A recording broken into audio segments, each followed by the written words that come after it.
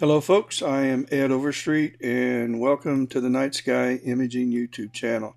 I have started imaging the comet.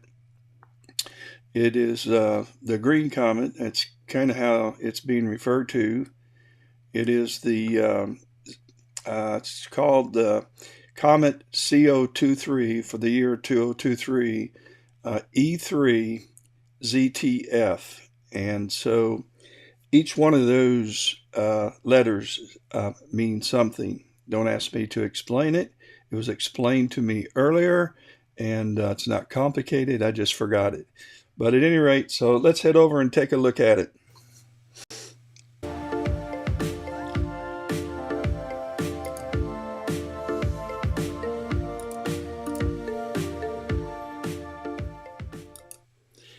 All right, you are not there yet. You should be there now. Okay, so 1 second.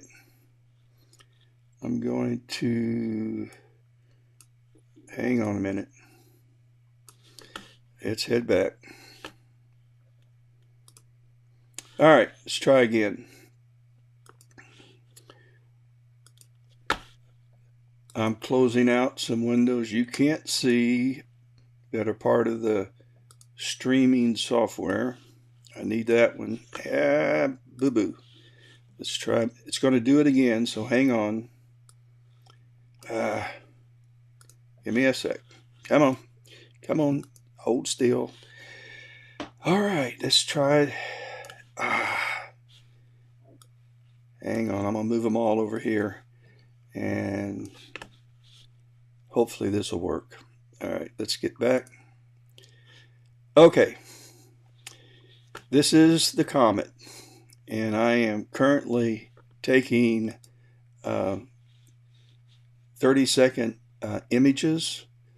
I plan to take 200, and I can't see how many I've taken. I've taken 40 so far, and we'll stack those together. I'm going to do this several different ways. One, I'm going to make this a time lapse, and you're going to see the comet. It starts about here, and it's going to go across the field of view, and I'll stop imaging it when it leaves this field of view. But that's kind of what the comet is doing, and about 9:30 is when it will transit. At that time, I will sign off, and I plan then to head over to SH2 261, which is a nice nebula that I haven't imaged this year, and I'm looking forward to doing that. So I'm going to get around 200 images of the comet. I'm going to stack them into a time lapse, and I'm also going to process them into one image, and hopefully we'll have an aligned image showing the beautiful green colors, the long tail, and that's the plan. Oh yeah, so here we go.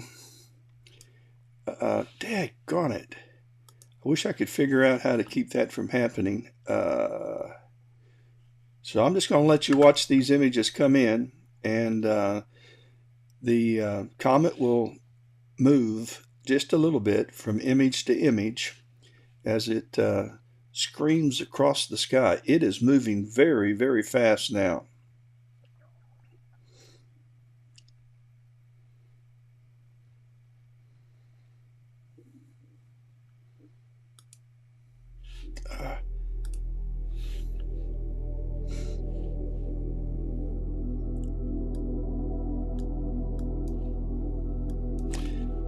I see what's happening. Hang on, I'm just trying to figure out how to keep that from happening.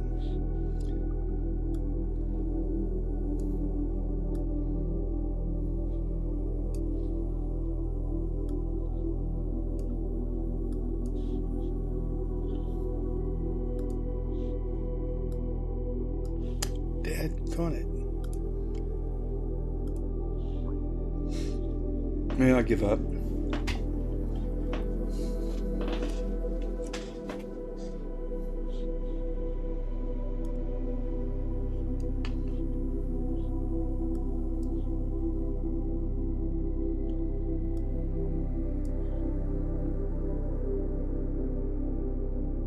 This is a live view of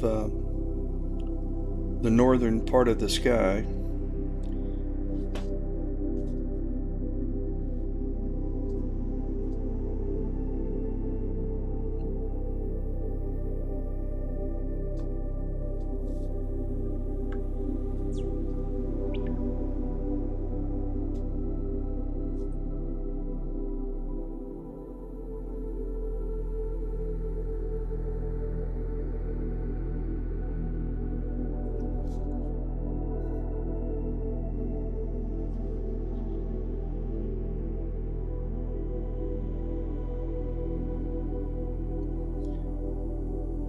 It's passing this star right here. Let's go see what that star is. I'm going to bring up my planetarium software.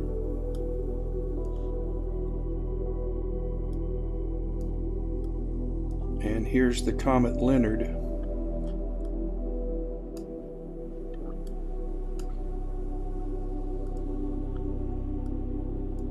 So it's this star right here that it's passing, which is it doesn't matter, HD 35584.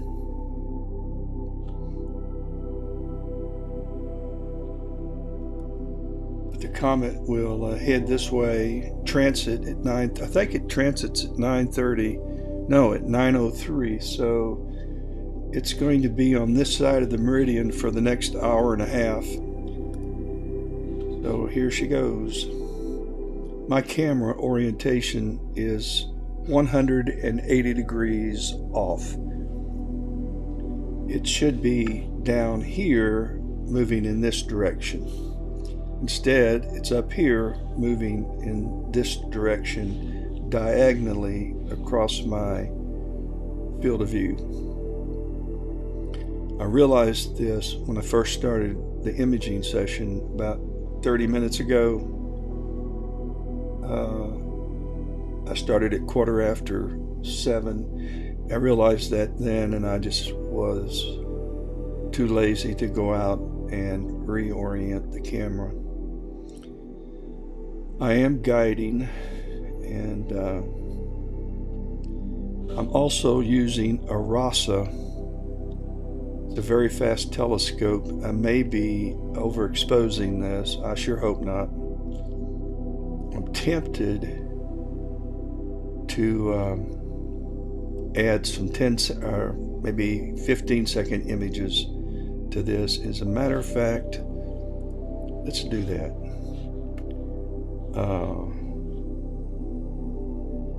Let's add, I'm using a sky glow filter. And I'm taking 30 seconds. Let's take some 10-second images, and let's take 100 of those. So that'll be right at an hour and a half. That'll take us pretty close to the I'm gonna make this 150 images.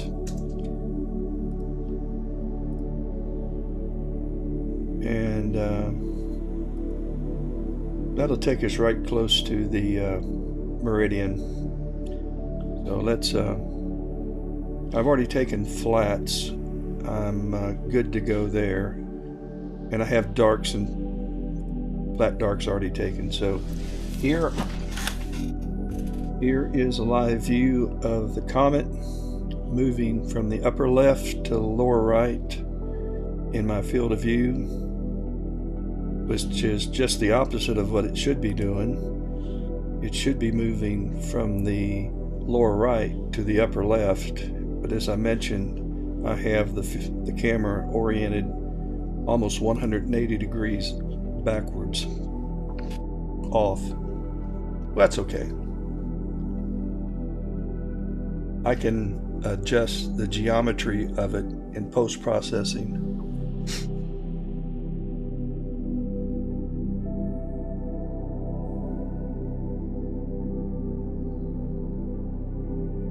I got to think about that. How do I do that? I got to flip it first horizontally, then I got to flip it 180 degrees. Huh. I'm going to have to play around with that. This is where my dyslexic thinking can screw things up.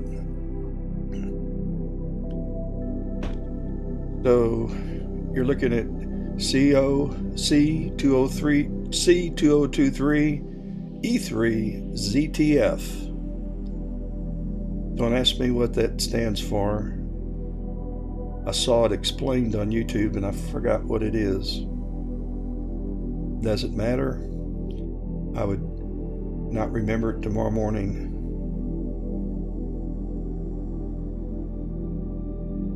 C2033 E3 ZTF. I think I put on YouTube ZTG. I'll have to correct that. It's ZTF.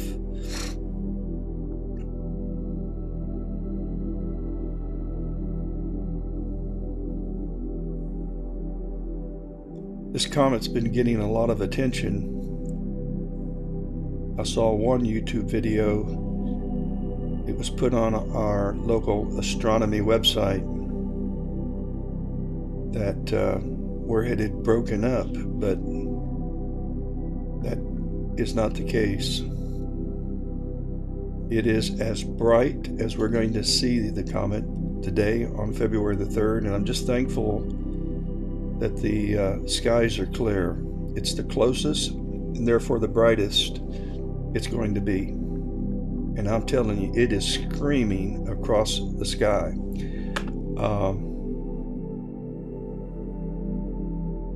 It's a moving.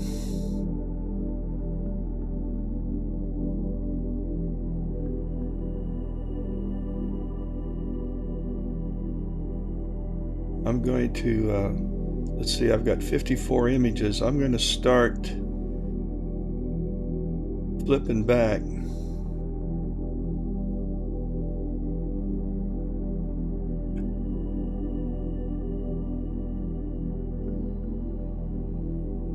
And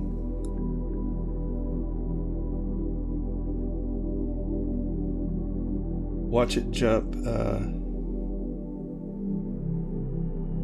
There it goes. That's just the last 5 images. So I'm going to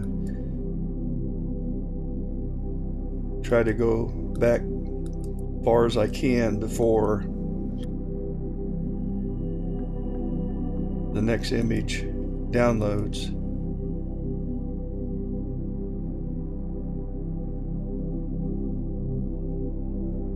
So I'm going back to images that I've taken prior, and you can see the comets moving backwards. Now the new one is the latest picture's downloading, and this is getting ready to jump. There it goes. And that's how far it's traveled since I went back from 56 to 48. So 48 for 950. So that's 8 images at 30 seconds. So that was 4 minutes. It moved from about here to here in 4 minutes. So that's... Hey Douglas, how you doing? It's gotten cold here, but we've got some clear skies. But it rained all day yesterday. It's been overcast for several days. We haven't had really any forgiving skies, but we're in the south, so we're fortunate. And I'm very fortunate to be able to image.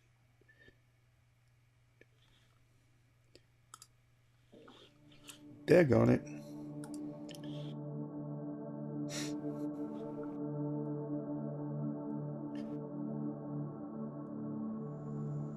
I have got to figure out what's causing that.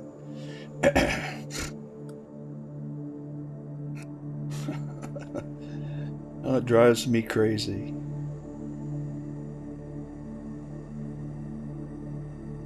Well,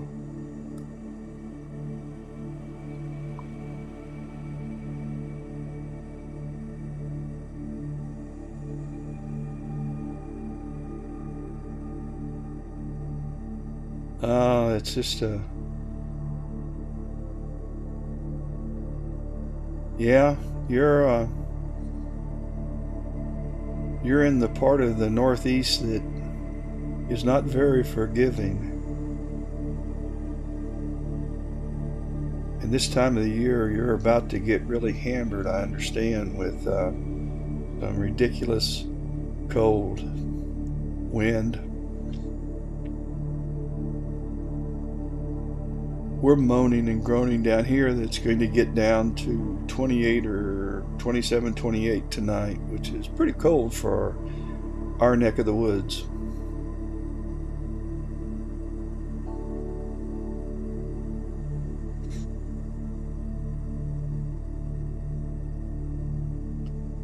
So we're imaging the Comet 2023 E3 ZTF.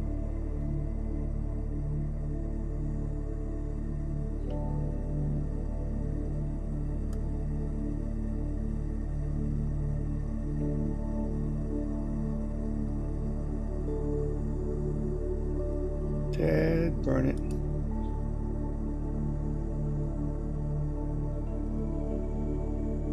I'm gonna fix this yet. Or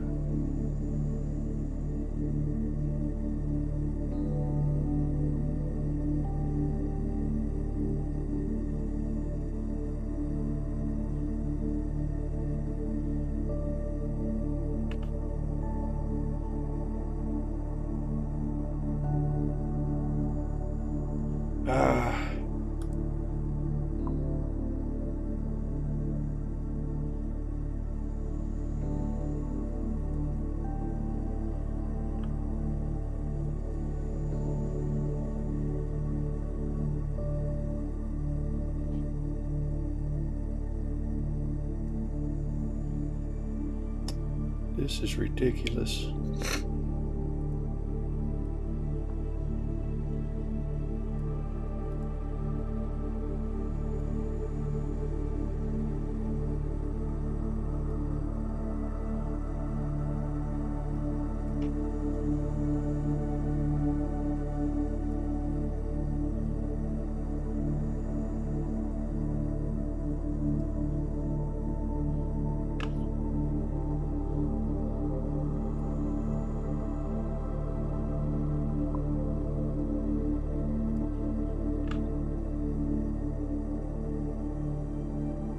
Well, thank you, Doug. Appreciate it.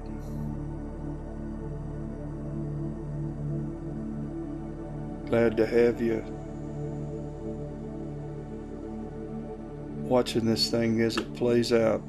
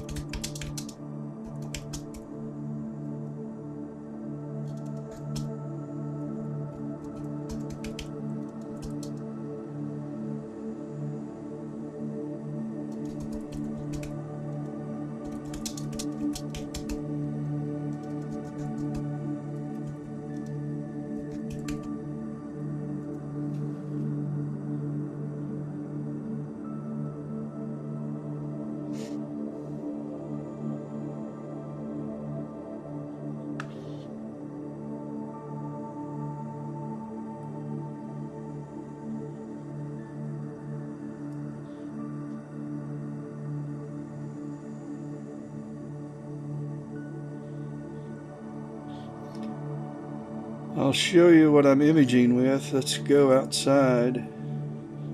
And this is the RASA. It's an F2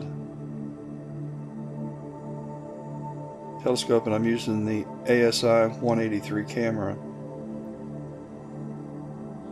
Skies are looking really good for us. Let me turn off my infrared light. Hang on a minute.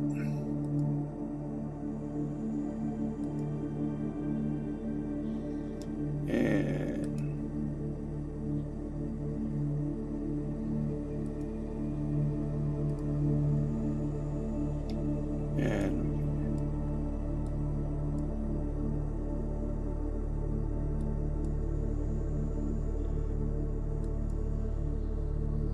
See if I can swing around and get a... There's the moon. Oh, love the moon.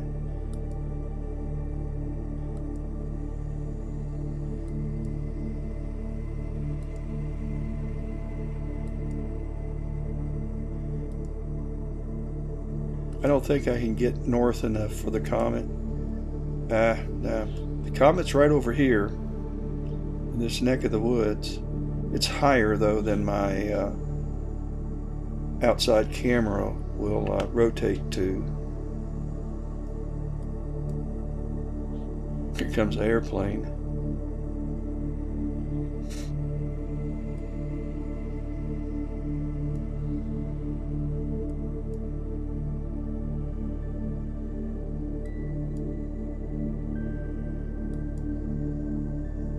Went too far.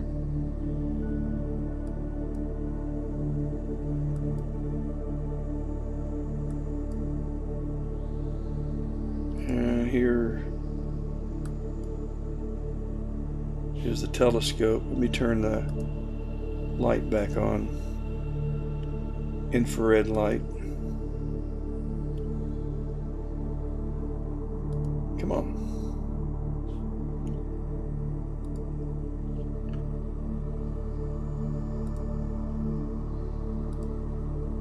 Ooh, blasted.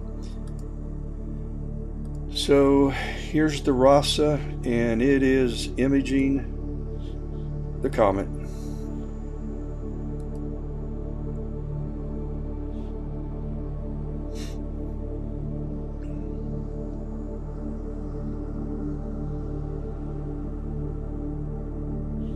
It's going to download. I'm taking 37-second images, and I'll try to back it up a little bit.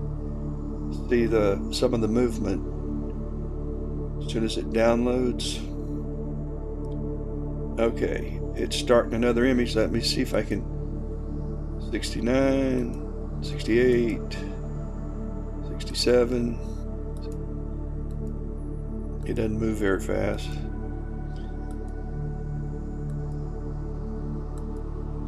These are the frames. I've gone from 69 to 63, 62.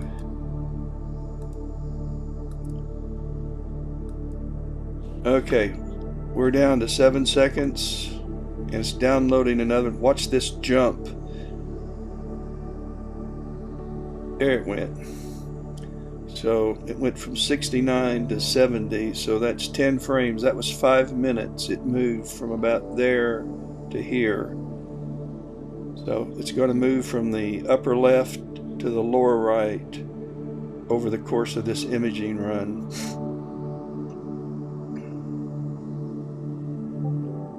Hey Steve.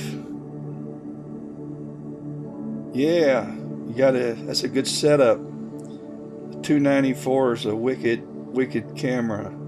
Wish I had one. I've got the 183 MC camera by ZWO, and it's on a RASA, so I'm about 400 millimeters.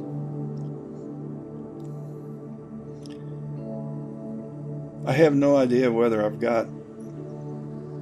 overexposing it or underexposing it. I have yet to figure out the RASA, and I've been imaging now since, I've been using it off and on since, I think July. Of course, I didn't do much in July or August because of the foul weather here. Thunderstorms daily. But how's your weather? Obviously, it's pretty clear in Kentucky.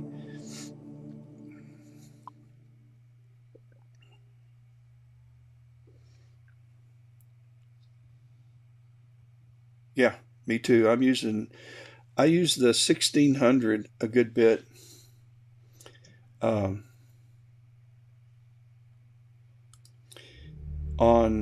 It's a monochrome camera on filter wheels, on ZWO filter wheel. I have 2 of the 1600s, and right now I only have one telescope working. The other one has a solar kit on it. I've been imaging the sun during the daytime, so I've left the solar equipment on the other telescope. I have 2 piers that are permanent in my backyard, and one right now has the solar equipment on it. There's 2 solar telescopes, and then the Rasa is the one I'm doing most of my deep space with. But we're getting into galaxy season, and I'm going to swap that for the Edge 8-inch HD, I guess.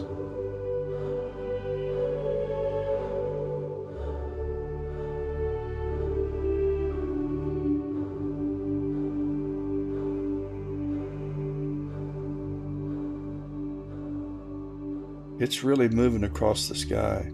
I mean, it is really boogieing. It's coming on this star right here, and I wonder what that star is. It's headed right for it. Let's go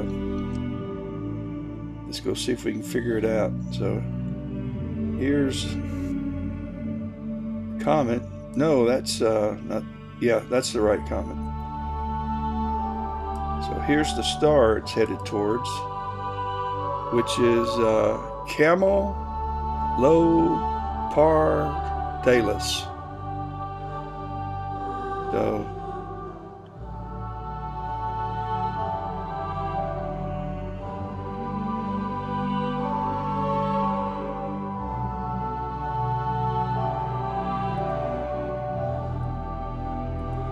no, wait a minute, I don't have real time on, so I don't know. Here it is.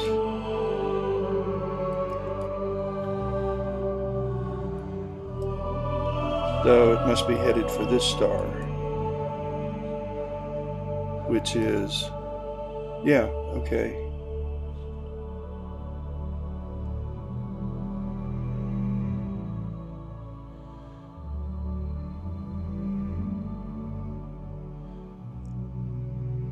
It's a moving. So this is the star, Camel, whatever it is. We have had some pretty nice nights, Steve. We've had, this past week's been bad with rain and dreary overcast, and on Monday morning at 9:40, I'm going to have a ISS, the International Space Station, is going to transit the sun, and I'll be able to image that in my backyard with my solar system. So I hope to catch the ISS as it transits across the disk of the sun. And I'm supposed to have clear skies Monday morning.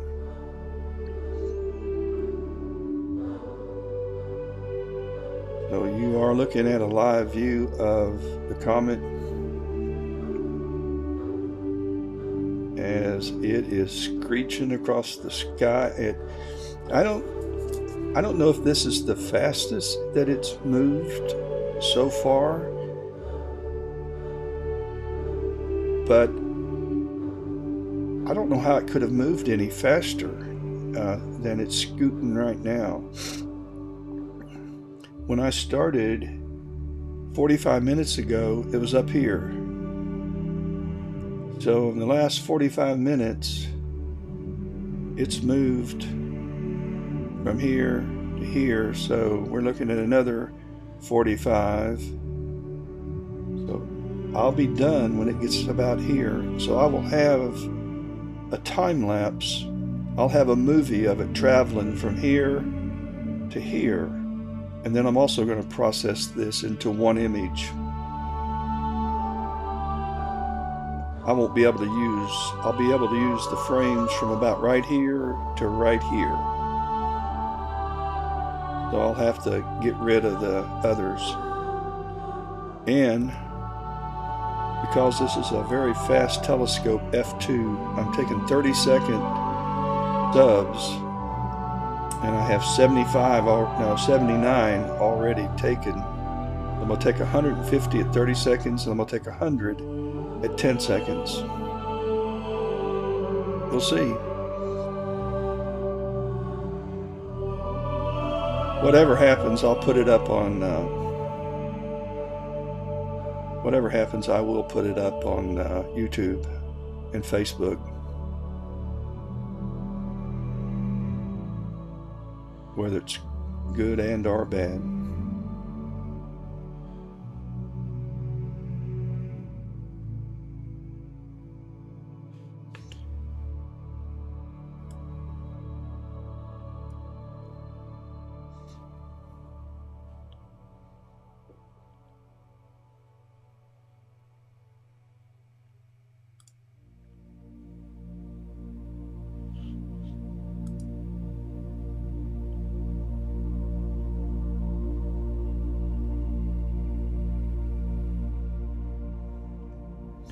I was talking with, I was live this afternoon when I was imaging the sun, and I was talking to an astronomer that, an astro imager, that said he had 7 clear sky nights since November, and 3 of those were so windy it was hard to image.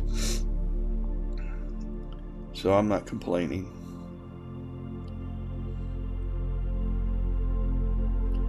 You can see the comet move from frame to frame.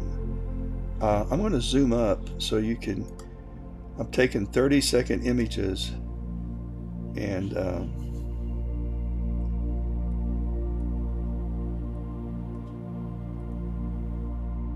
let me see if I can find the comet.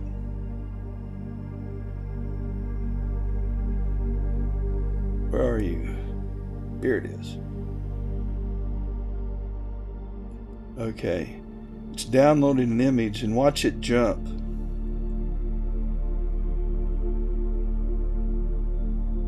See it move?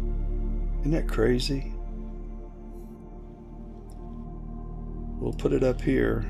So this is the star that it's about to run into. So we'll know where it is in the sky. I'm going to let it take this image and watch it jump, and then I'm going to go find that star. Hey, Charlene.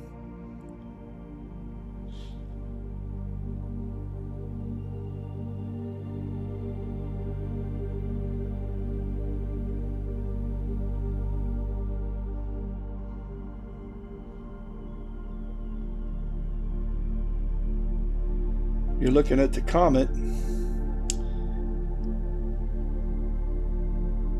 Charlene, I would have been at the Burns Dorman game tonight, but I've had bronchitis, and since I have a history of lung cancer, they keep me kind of tethered.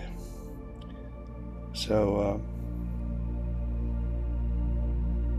at any rate, it's a big region game. By the way, for the rest of you, I do sports photography. All right, this is the comet, and keep your eye on it because I'm taking a 30-second image. I'm going to get, of the comet, I'm going to get 150 30-second subs, Douglas, and I'm going to get 100 15-second subs. So altogether, I'm going to get, by the way, it's about to finish this image. 5, 4, 3, 2. Watch this jump. That's how fast it's moving. Here it goes.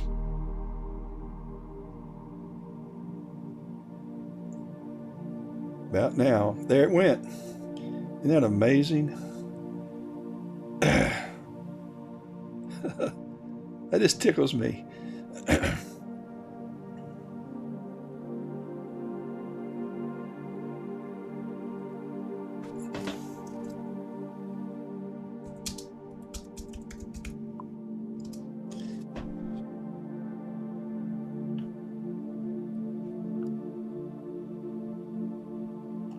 Thank you, Jim. Jim Storch has joined us. He's from my hometown. He's got 2 boys that can flat play football. Probably 2 of the toughest kids that played football at Dorman in the 35 years that I've imaged that school. And I'm serious, Jim. They were tough, tough kids. It's getting ready to download another one. In 3 seconds, 2 seconds, 1 second, it's starting to download, and watch it jump. It's getting ready to jump. There it went. So this star right here, it's headed for this star, and I'm going to bring up my planetarium software. Let me go find the comet. Yeah, here's the comet right here. And it's headed for this star right here, which is Camel Lepardi. Who can pronounce that? But that's where it's headed. And then after that, I don't know. It's going to be going across the meridian. It's going to be crossing the meridian. Probably, it said it's going to cross in an hour at 9. Oh, let's see. It's going to cross at 8:57. So it's moving faster than it was estimated earlier. It was earlier going to transit at 9:10. Now it's 8:57. I'm telling you, this thing has picked up some velocity. It is really moving. So I'm going to stay with it. I'm going to stay with it until it hits the transit. I'm going to, I've zoomed in. I'm going to zoom back out to fit the screen. We have a meteor that just went through the sky. I don't know. Excuse me. I'm dealing with bronchitis, so you're going to hear some aggravating cold symptoms. But this is a meteor that just went screeching through the sky during that 30-second image.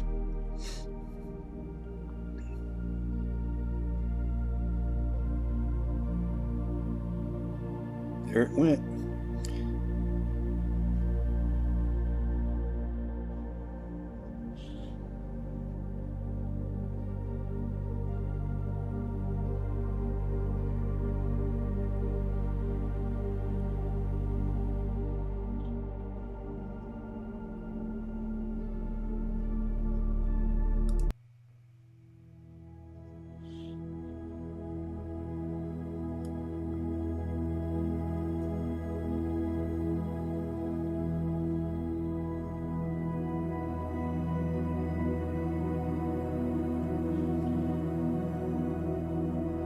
While these images are coming in, I'll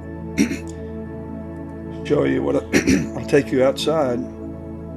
I have a surveillance camera outside, and it's currently it just logged on, and you saw the telescope jump. It's tracking. This telescope is tracking the comet through the sky, and in a minute, not a minute, around 8:57, the comet's going to cross the meridian, and these weights will be horizontal when that happens.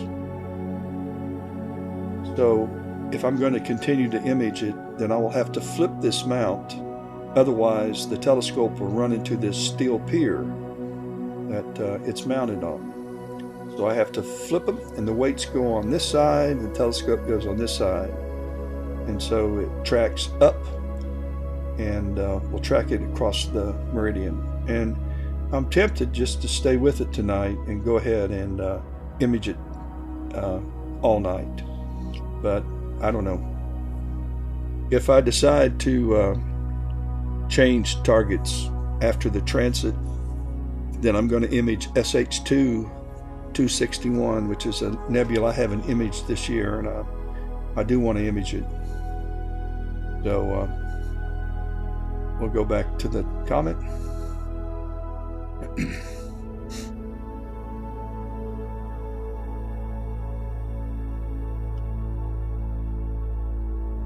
See how our guiding's going. Guiding's not too good.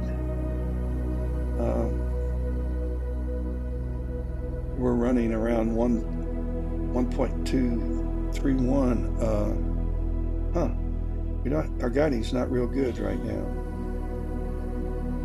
So I'm going to go up to 2 seconds for clear that out.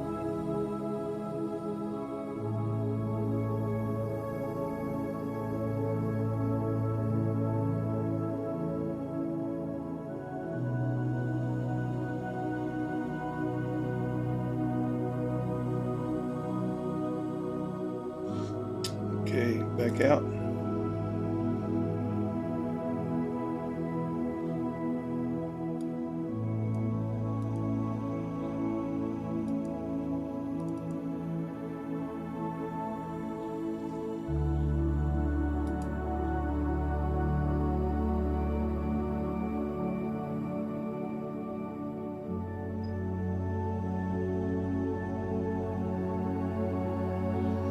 So it should be getting very close to that camel, Lala, whatever it is.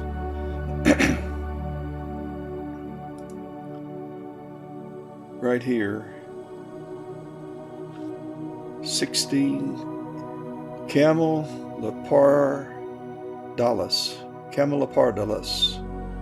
Camel Lepardalis. Camel Lepardalis. I learned a new star name. That's got to be somebody's last name. Or HR 1751.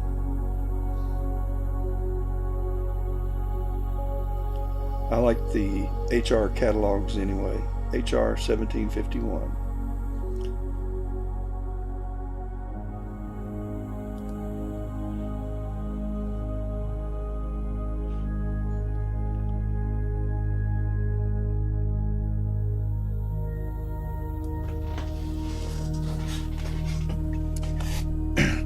I'm on YouTube and Facebook tonight.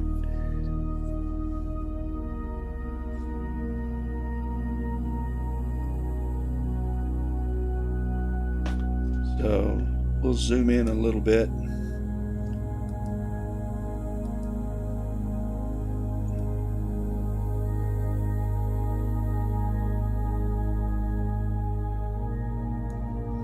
And we're pretty close to Camel Lepardalis.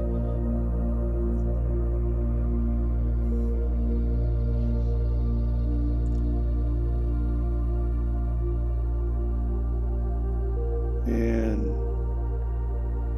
see, this is a pretty prominent star. We got to figure out what that is. So that's going to be directly over it. So we're going to go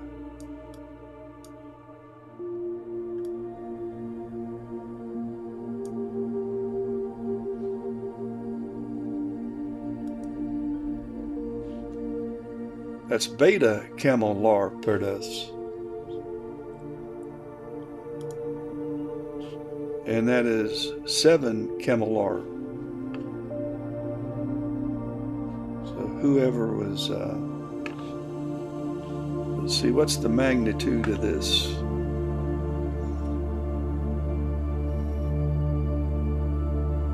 It's 183 AUs, 183 times 93,000 miles away. It's a long way away.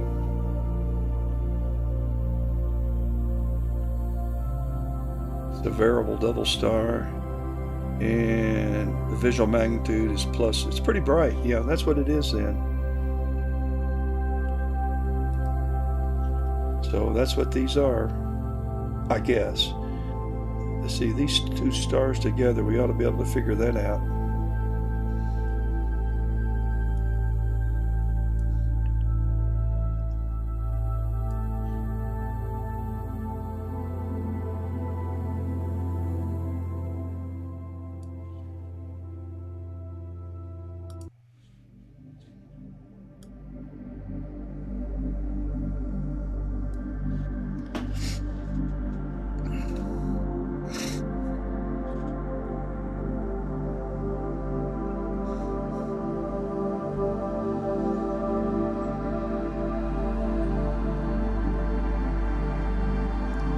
you've just joined, I'm imaging with a RASA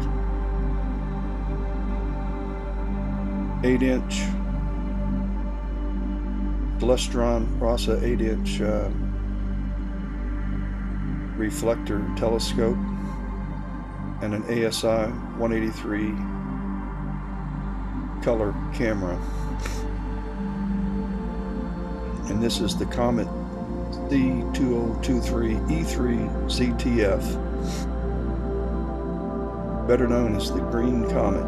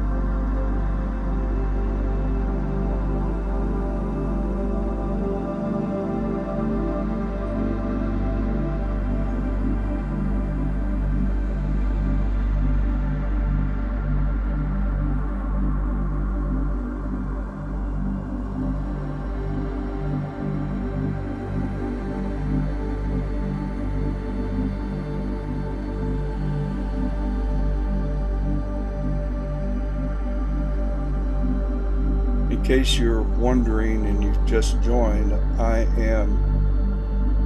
my camera is not oriented the way it should be.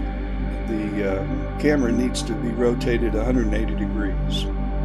It should have started at the bottom left, the bottom right, and moved up to the upper left. From bottom right to upper left. Instead, it's going from the upper left to the lower right. It should be going this way. Instead, it's moving this way.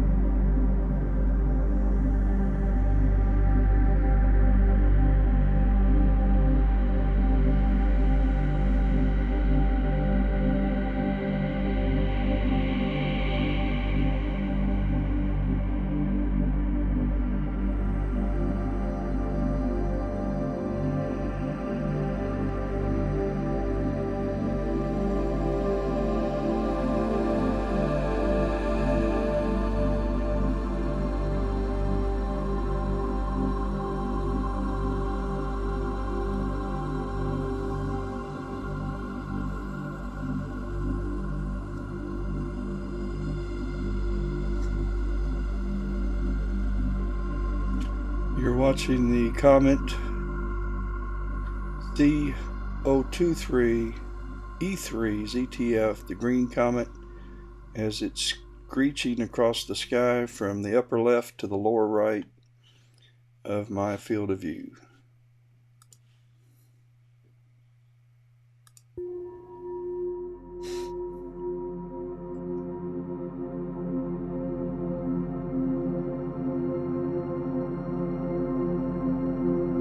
It's about to download one, and it's going to jump a little bit.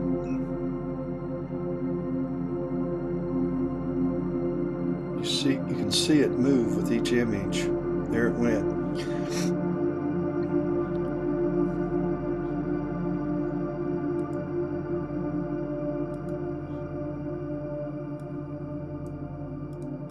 Zoom in a little bit on it, and I'm going to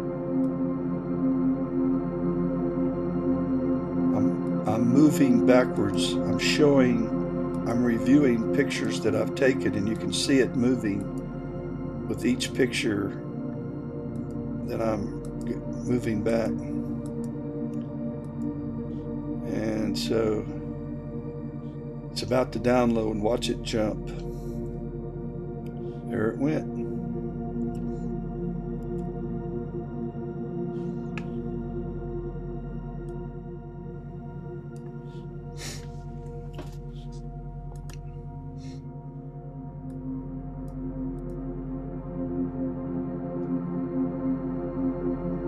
Started up here, and it's going to move down here.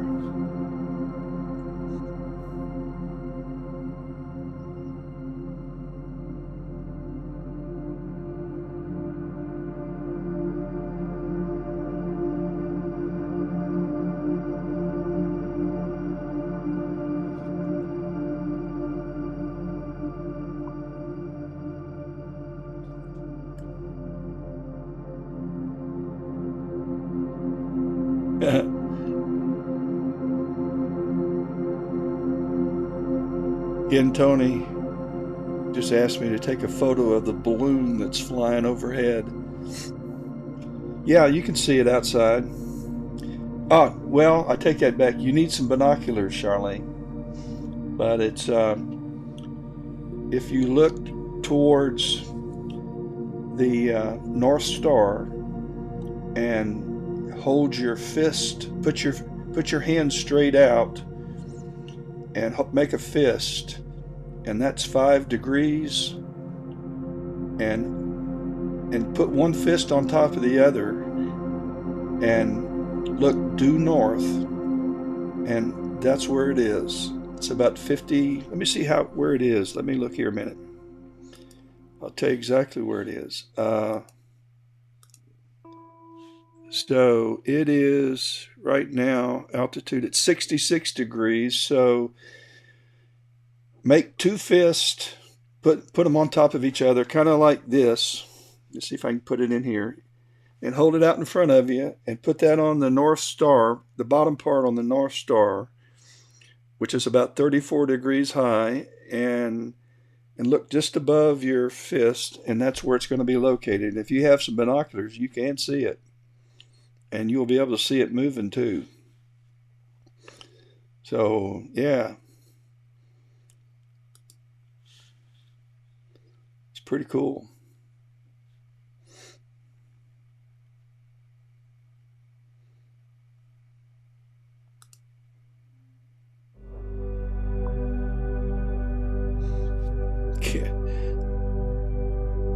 So, if we see the balloon fly over, I'll let you know, Ken.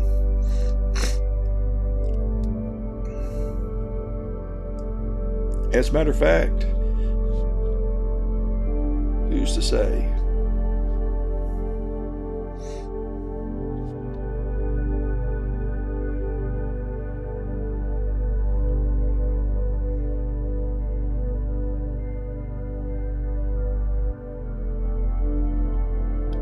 I see my wife's joined me. Hey, Marianne. I got the best wife in the world.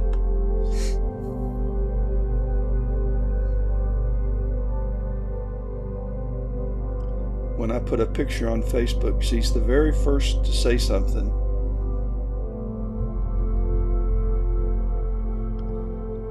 I'm going to embarrass her. On March the 30th, we will have been married 55 years. Sure doesn't seem like it.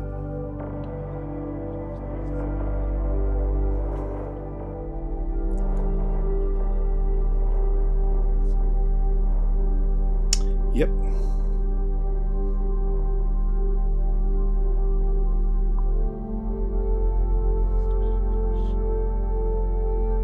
Thank you, Doug. No, I don't think it'll be visible at 5 a.m. I'll tell you what, though. Let's go find out. Let's see. Here's the comet right here. So let's move the time to 5. I'm right over here. 5 a.m. 00. And so it's crossed the meridian by then. Let me find it. It's going to be down here. So it's circumpolar. So right now the comet is circumpolar, which means it's not setting, it's not going below the horizon, it's going around, it's always above the horizon. So when it's right here, then it will be, where's the altitude at? It will be 20 degrees high. So that's about 4 fists. A fist is about 5 degrees. So put 4 of your fifths on top of each other, and it's going to be, here's north, and so it's going to be to the left of north. Let's see what the azimuth is. 332 is 36. So it's 30 degrees. Well, this is a 30 degree line, so it's going to be 30 degrees roughly, which is going to be another 5 fifths from the north and 5 fifths. When I say fist, F-I-S-T, the fist you make, like right here, just stack them on top of each other. 1, 2, 3, 4, 5. A fist is about 5 degrees when you hold it straight out.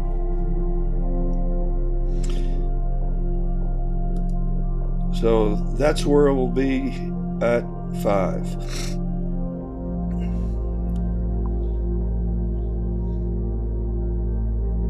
Yeah, it's visible now. It'll be visible until, for sure, it will be visible until all night. You kind of have to know where to look. Right now, let me show you where it is right now. So if you were outside and you were looking due north, here's Polaris. This is the North Star. And let me get the right time. So let's set this to right now. So here's the comet right here, and it's moving this way, and it's going to cross the meridian at transits at 9:02. So at exactly 9 o'clock, it will be, if you had a compass and you look north, it would be above Polaris. From the horizon to Polaris, it's going to be that much. It's going to be twice the distance from Polaris. So Polaris is halfway. In other words, I can't figure out a way to say that. But anyway, Polaris is 34 degrees. This is going to be close to 70 degrees, then 66 degrees. So Polaris is halfway to the comet. So if you just look straight north in an hour, you're going to see it. You need some binoculars, though. Or if you have a camera, anybody with a camera and a tripod can point this north and just start taking some 10-second exposures at about ISO 300, 200, say ISO 200, take some 15, 20-second exposures and take one right after the other. Just click as soon as you can, click another as soon as you can. And there's some stacking software that's free. Ken Tony, if you're still watching, he's on Facebook. Show Phil, send Phil that link to that stacking software that you can stack those images together. It will align them. Even though they're moving, they will align those for you. So, and you can get an image of it. So if you have a tripod and a camera, just aim it about, download a compass app on your iPhone. Yeah, Star Stack, that's it. Yeah, you can stack them up in Star Stack. Sure can. Or if you download Deep Sky Stacker, that will do it too. Deep Sky Stacker. But this is a real good program for DSLR imaging. So, yeah.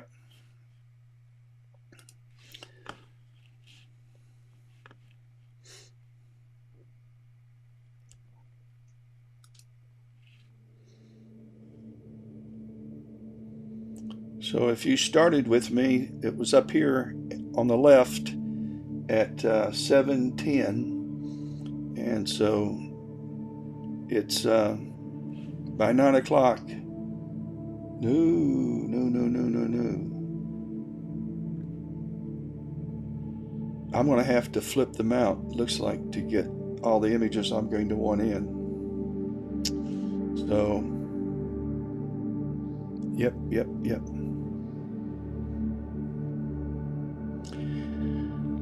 Folks, I'm going to leave this up, and I'm going to step aside, and I'm going to get some coffee, and I will be right back in 1 second. I need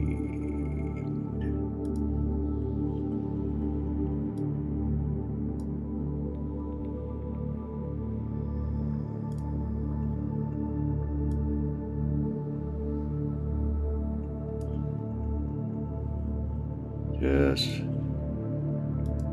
got to figure something out here real quick.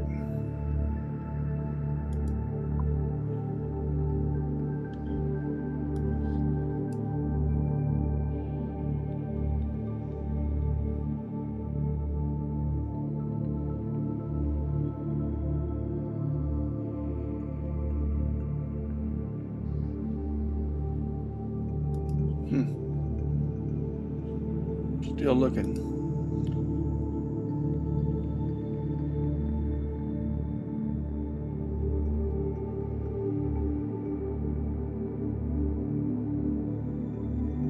Yes, Phil.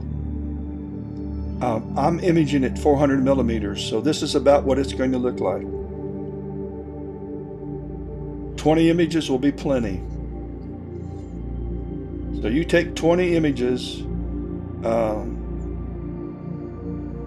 take some 15 second and take some 20 second at ISO 200. But look at your first image. When you first take it, when you look at it, you're going to see a smudge that's going to be the brightest object in your field of view. And then move your camera on your tripod to where this is pretty close to being centered. So you want to center the comet. Then don't touch the tripod again. Don't try to track with it. Just leave it alone, because star stacks will stack those images. And if you can fire your camera now remotely, then just take as many as you can take, but 20 would be great. And try ISO 200 first for 20 seconds. And don't take longer than 20 seconds. You may have to bump your ISO up to, say, 400, but I don't think you will, because I'm using an equivalent gain on my Astro camera of 111, which is about 300 ISO, and I'm taking 30-second images on an f2 telescope. So I have an f2 very fast telescope. So I'm getting a lot of light for 15 seconds, 20 seconds. Yeah, you may have to go up to 800 ISO. I'm thinking. Experiment. You're going to have plenty of time to do it. You got all night. You're going to have from now until 3 in the morning to get it, before it starts getting low enough that you might have some trees get in your way. I'm not sure where you're going to be imaging it, but... And make sure you put your images up or send them to you. I want to see what you do, because I'm sure you're going to get some. I got sidetracked. I got to go get some coffee, but... okay. Well, go to 1200 ISO. But you don't want it so bright that you're getting color like the Milky Way. You don't want that. You don't want... Your stars are already bright. They're like suns. And they are suns. And they're very bright. So, and this comet is... it's extremely bright. So you don't want to go too far. Experiment. No more than 800 20 seconds, 15 seconds, and probably more like 400, even at f8.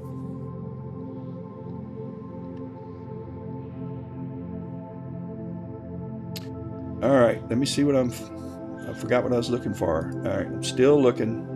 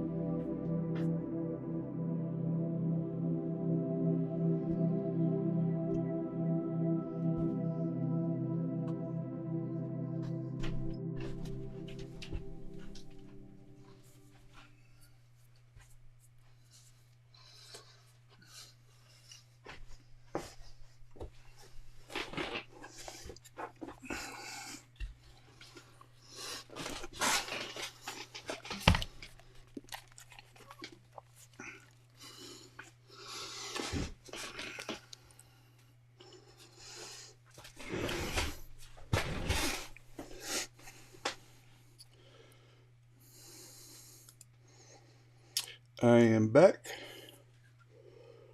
and the comet is still screeching. Its tail, I don't think you can see what I'm seeing. I'm going to stretch this some more, but its tail is going straight up here. Crazy.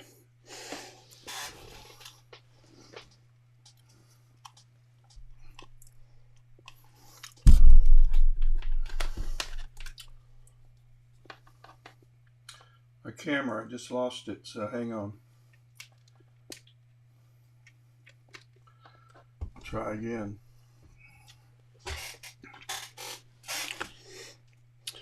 And maybe I'll come back.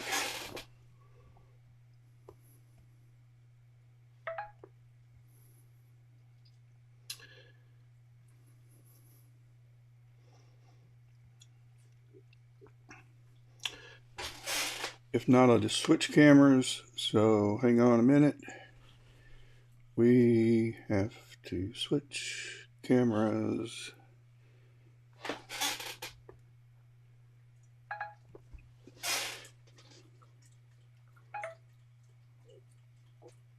Huh.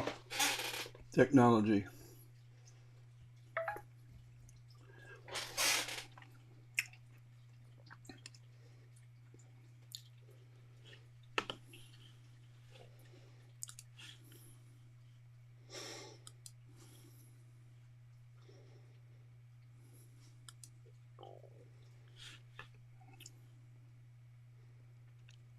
That should do it. There should be a... came back. So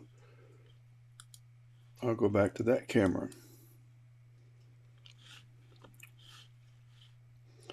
All right. Well, I don't know if there's a camera here or not. Yep. Somehow or another I unplugged it, making room for coffee. Oh, that's good.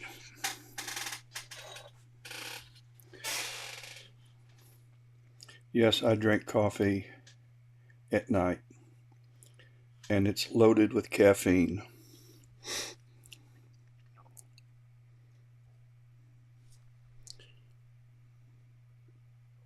Hey, Faith.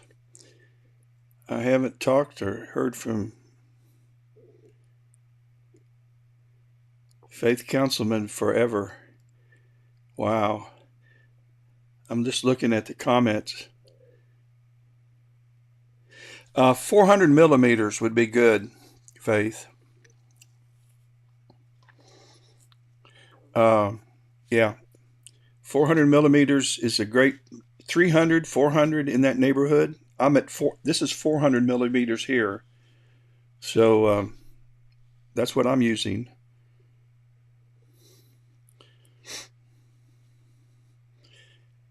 And Melinda Deering from Versailles, Kentucky.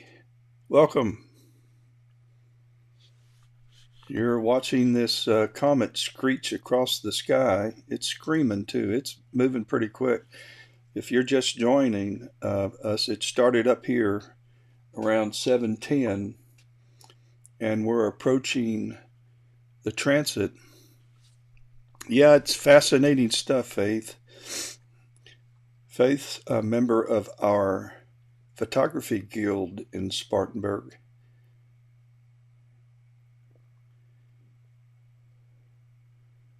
We have mostly amateur photographers. In fact, I don't know if we have but one or two people who make their living in photography in our guild. And we have an astronomy group in it's in Greenville, Roper Mountain Astronomers. And they have star parties every month and meetings every month at Roper Mountain Science Center. We also have control of the Clark telescope, which is one of the largest refractors in the country, oldest and largest refractors in the country that we can use on our monthly meeting nights. So if you're fascinated by astronomy, whether you have a telescope or not, You ought to search the Roper Mountain Astronomers website. You don't need one to go to a star party.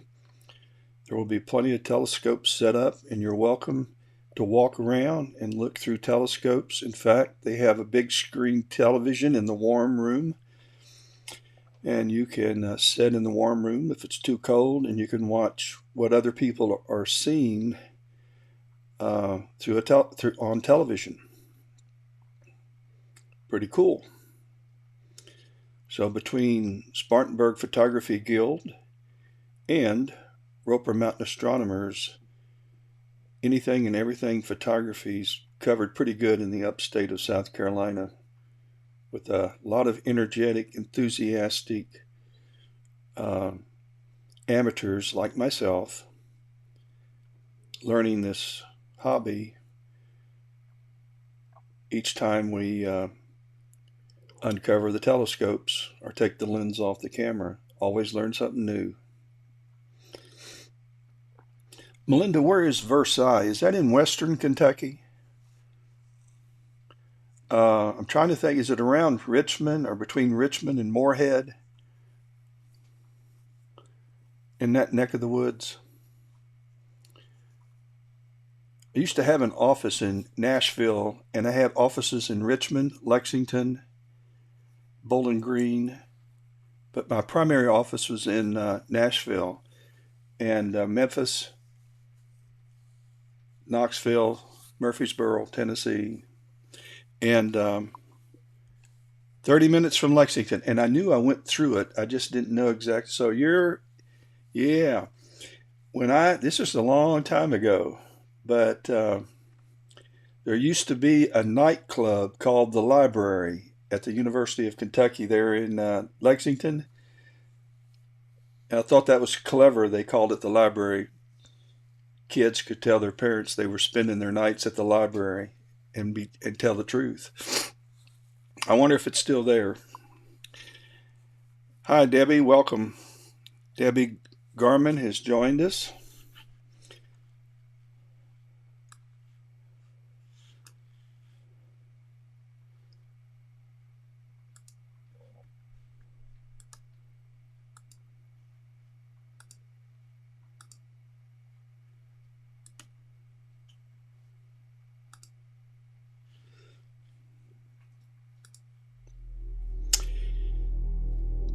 Yep. I know exactly where you are. That's beautiful country. You're in beautiful. That's where bluegrass, they really got its name, and it's just beautiful country. Keeneland Racetrack. All the thoroughbreds, some big time horses come out of there. And of course the Kentucky Derby's just up the road at Louisville. Some beautiful animals. So this is our comet C-2023 E3 ZTF, the Green Comet, and images are coming in every 30 seconds. I'll show you what we've got so far.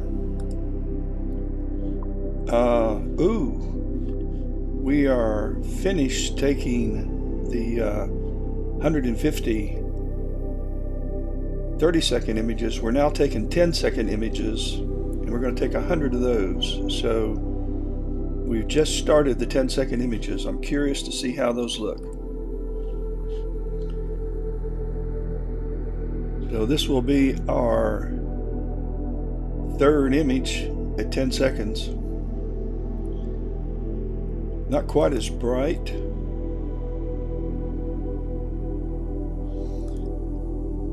So for you photographers, I'm at f2. A gain equivalent would be about ISO 200.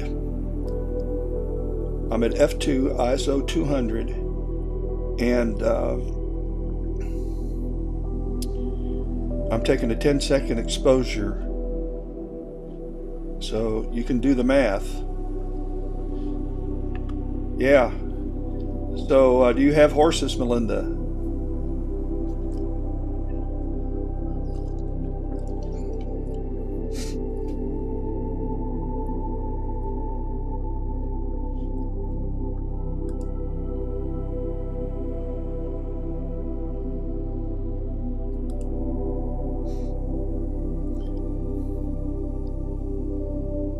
You just were put on television.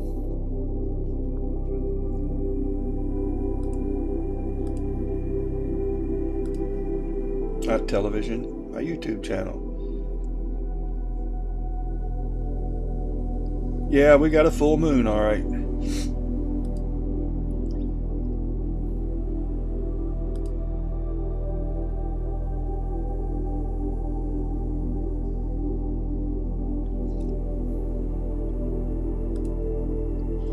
If you're imaging with a DSLR or any other type of camera, download Star Stacks software. It's free and it will stack your images, align them for you.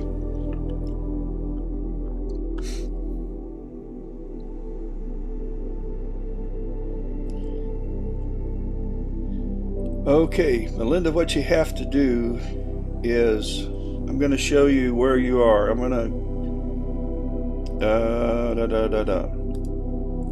all right, this line right here is due north, and the comet is right here in this area right here. It's about to cross this meridian. In the next 10 minutes it will have crossed this meridian. So what you need to do, and if you know where the North Star is, it's right here, Polaris. And from the horizon to the Polaris is 34 degrees. And from Polaris to the comet, it's almost 34 degrees.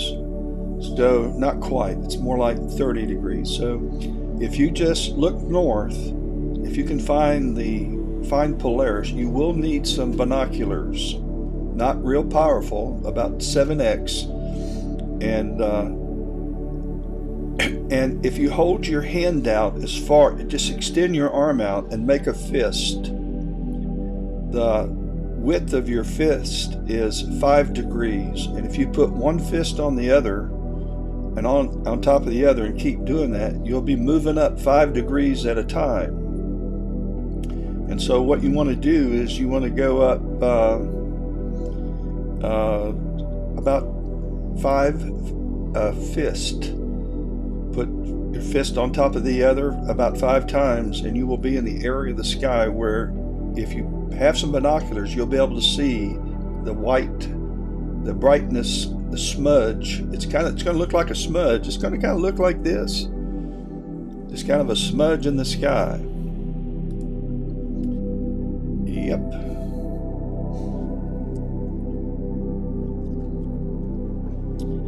But what your eye can't see, your camera can. So if you have a camera on a tripod, just point it about 60 degrees due north. Take a couple of pictures and it will be in your frame. If you have about a 400, oh, okay. Well, your binoculars will work. If you're watching horses, you've got binoculars. If you're going to Keeneland, you've got binoculars. By the way, I'm fighting bronchitis, so if you hear, my wife said stop sniffling. I can't help it. I can't help it, so you're just going to have to deal with the sniffles. Maybe I can drown it out with some of this background music.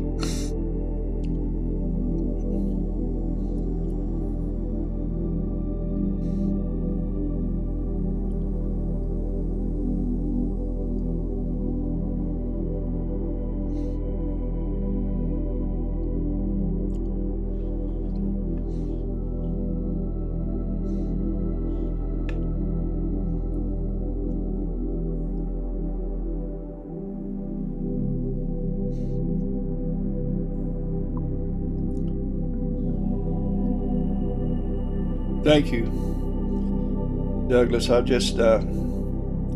feel so much better today. It hit me over the weekend, and got on antibiotics Monday, and I really start feeling better today.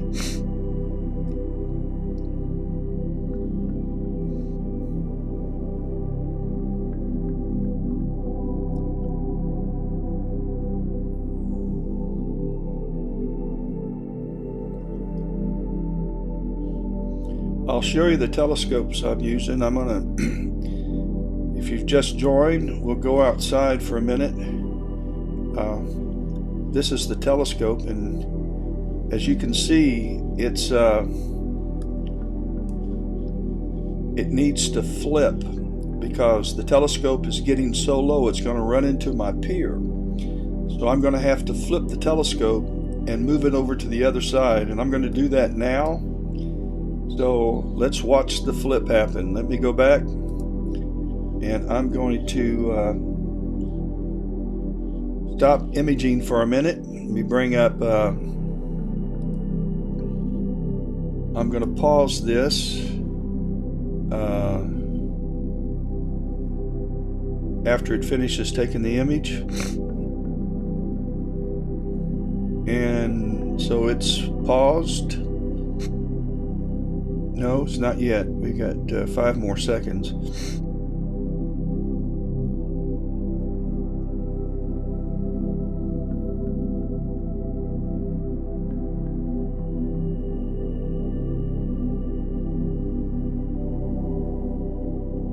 All right, now it's paused. So I'm going to actually, I'll tell you what.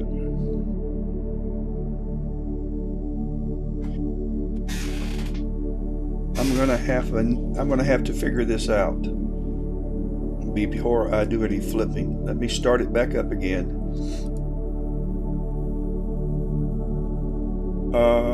Let's see.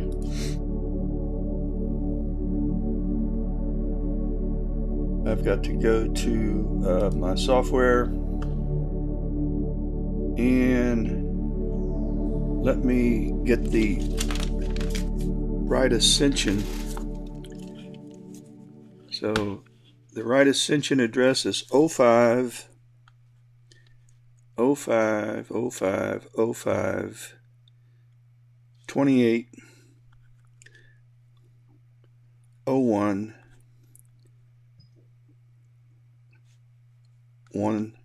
12. So the right ascension address, so that I can locate this in the sky, is 52801, and the declination is 571924. 571924. All right, now, because it changes with this comet's not tracking like a star in sidereal motion. It's tracking at its own pace. So I've got to type in those coordinates if I want any hope of landing on it. So let's go back to my software. You may see me just screw this up royally, and let me bring up now here are my coordinates right now, 0529, so I got to change that to 28, and 01, and then I got to change this declination from 57, it's still 57, 19 instead of 48. I started at 48, so it's 19 and 24. All right.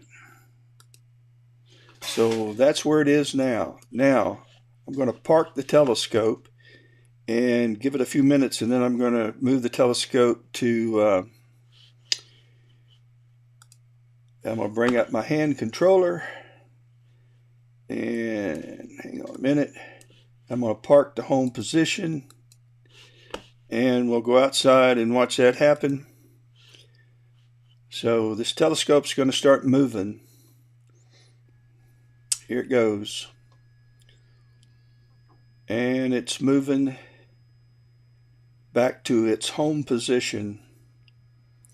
And it will stop. I'm going to go back out. And I'm going to, let's see what time is. Okay, let me make sure the transit has happened. So that's fine. Oh yeah. It hasn't quite transited yet. So here's the comet. The comet is still to the right of north, so it hasn't transited. I got to wait till it transits.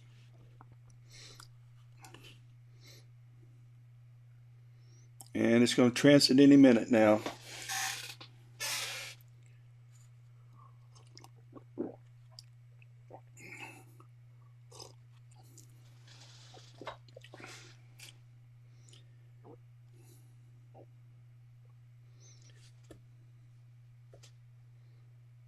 Hi, Stephanie Hughes.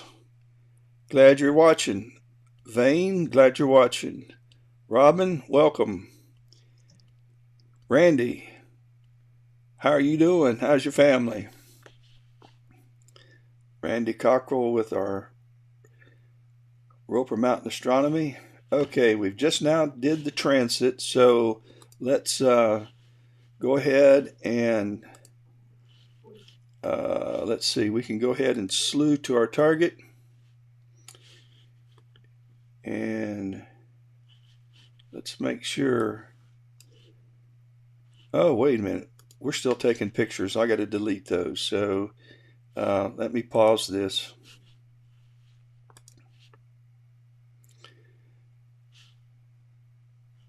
And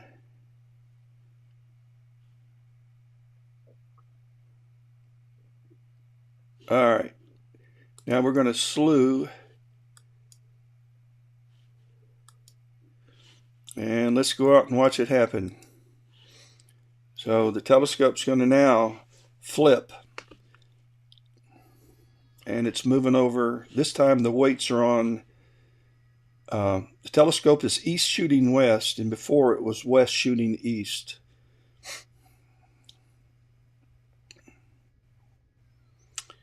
And we need to center it on the comet.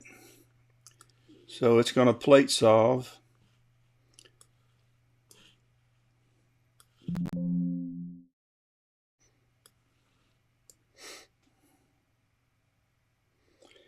Hopefully.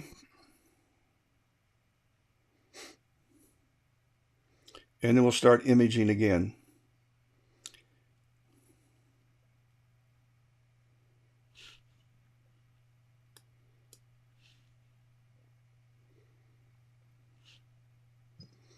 Oh my goodness, we're off 3,000 pixels in RA and 4,000 in declination. It'll correct for that though, hopefully.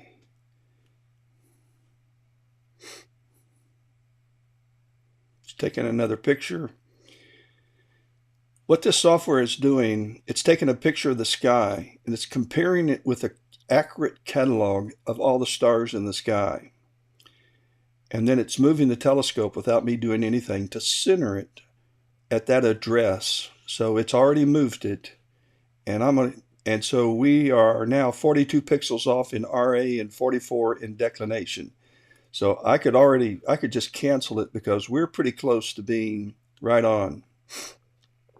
But it's going to continue to try to solve it until it's within total of 50 pixels.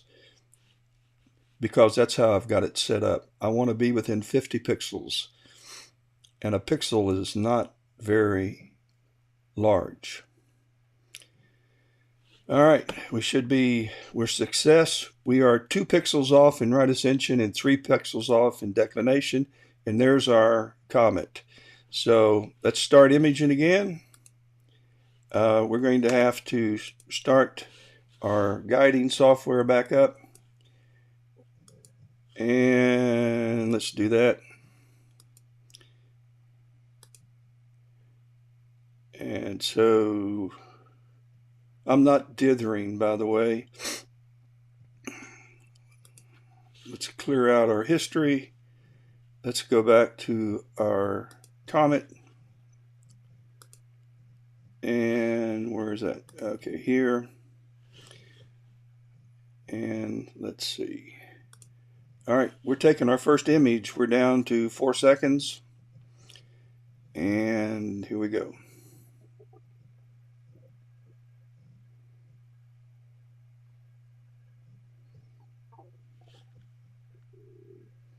All right, we're back at it. And I'm going to take, I was going to image SH2 261 tonight, but I think what I'm going to do now, I've taken 150 30-second images.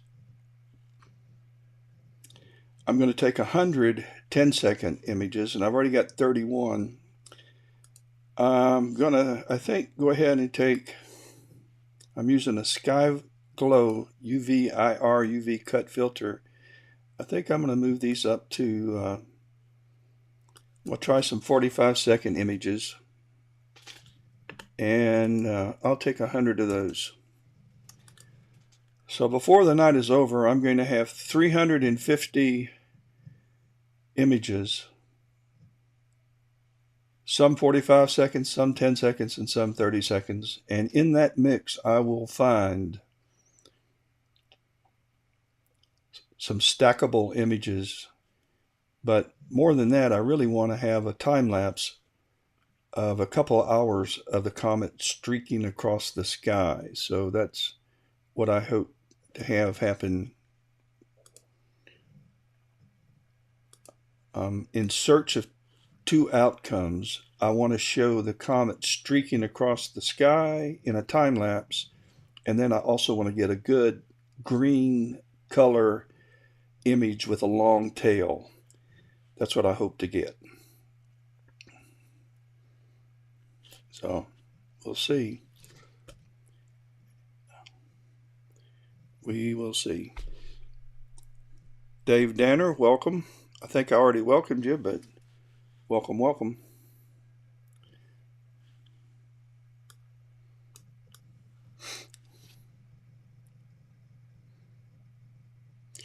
Robin Peeler.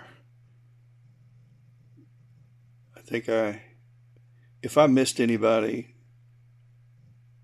Marcia Countess, Reese watching.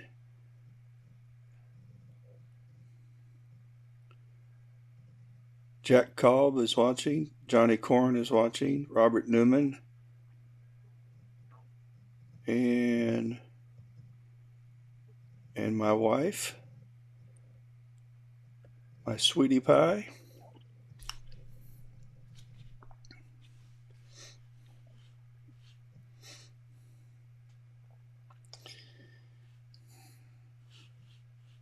We're downloading another image and about to take another 10-second image. So 10, I'm looking down here on this green line. It tells me what's going on right now.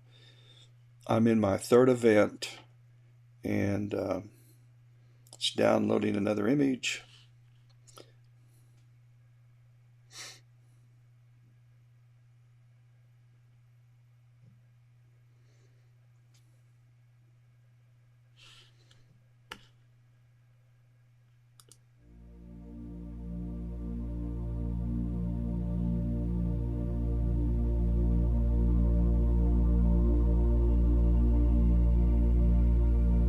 Instead of moving this way, now that I've flipped the mount, the comet is going to be moving this way, in this direction.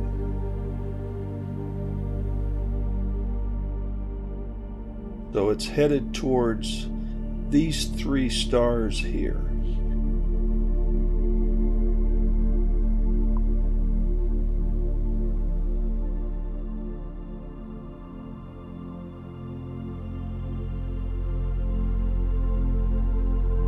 Which are probably going to be these three. These aren't stars, so these are This is a planetary nebula. This is a star cluster.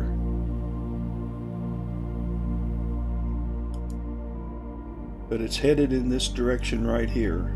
This is our comet.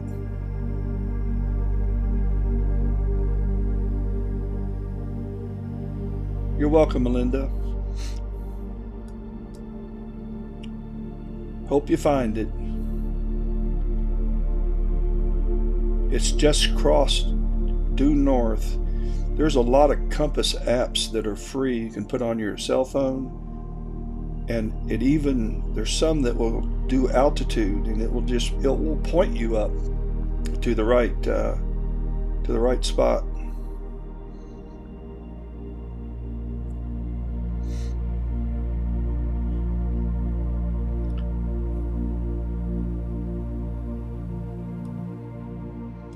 I'm trying to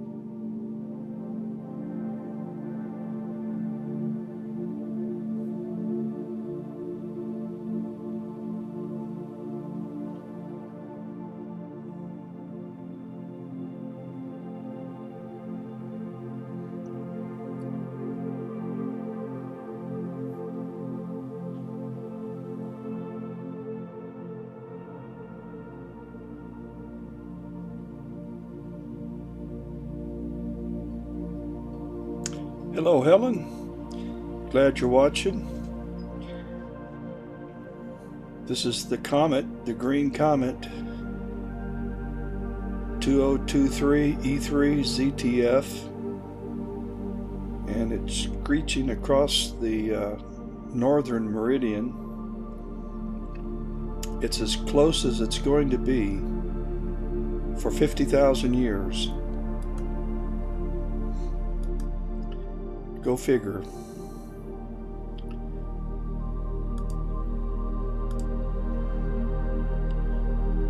The next time it's this close to Earth will be 50,000 years from now.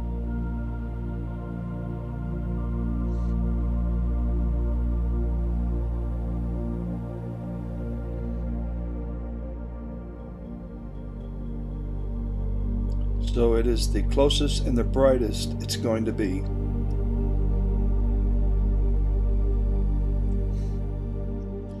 My guiding's okay. I don't know how good it is. I haven't looked at it. With 10-second exposures, I'm really not too concerned. It's at 0.69 RMS, so that's okay. That's good. It's good for my mounts.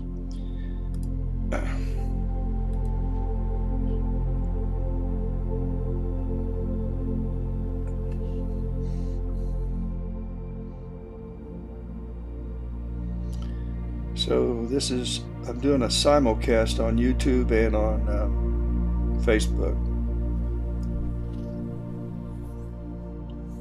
If you go to the Night Sky Imaging YouTube channel, I have a lot of live imaging sessions that I've put up. There's probably 200 to 300 imaging sessions that I put up in the last couple of years.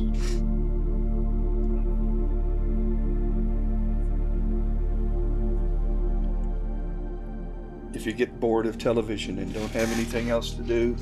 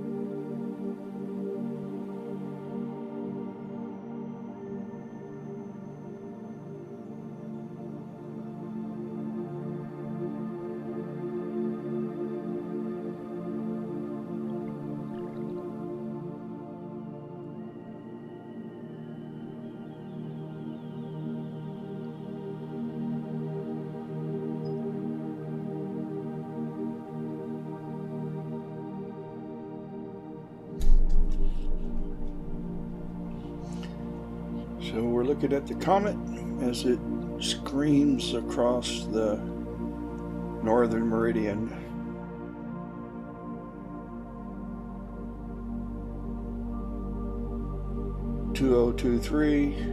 E3 ZTG, and bring up Sky Safari. Make sure we got real time. So here's the comet, here's the meridian, and it's just crossed over. If you're looking for it outside, get some binoculars, look north. If you know where Polaris is, which is in Spartanburg, it's about 34 degrees. It depends on where you're located. But if you know where Polaris is, it's above Polaris towards the zenith.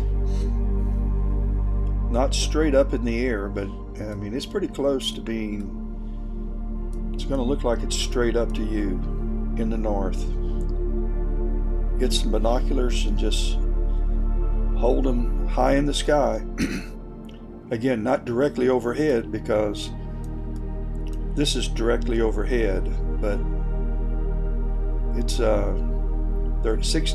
Let's see, this is how many degrees is this? This is 30 degrees from the zenith.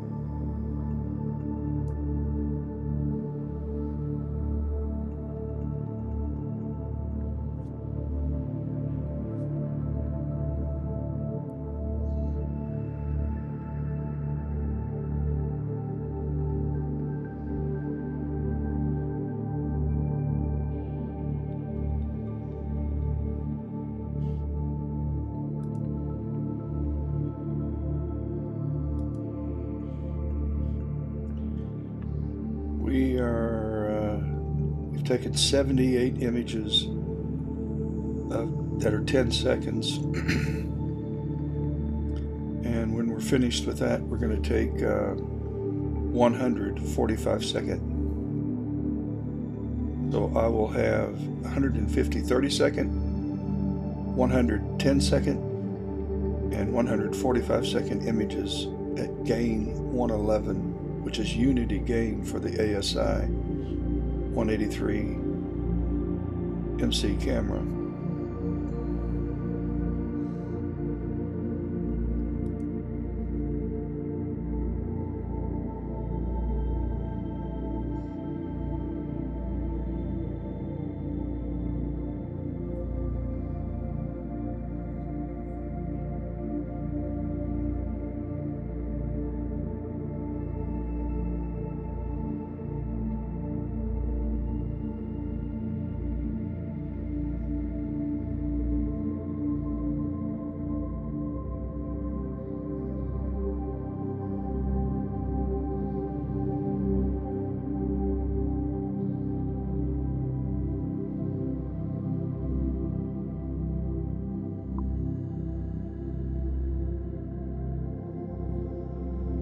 Good. Good luck, Belinda. I hope you bundle up. I understand it's pretty cold up there around Keeneland.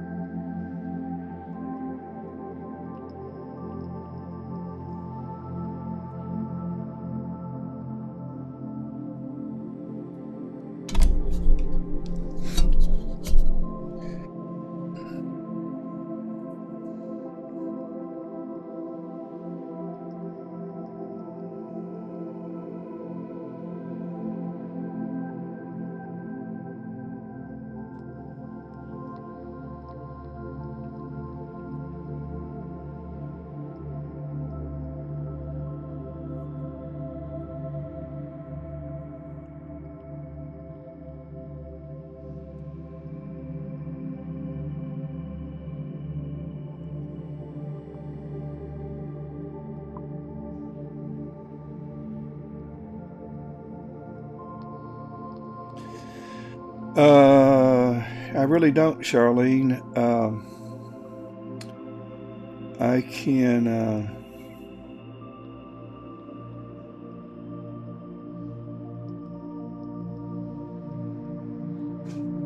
Let's.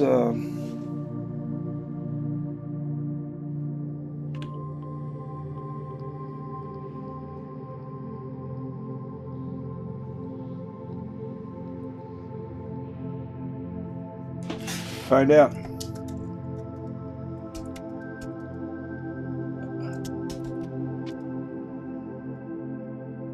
Whoop.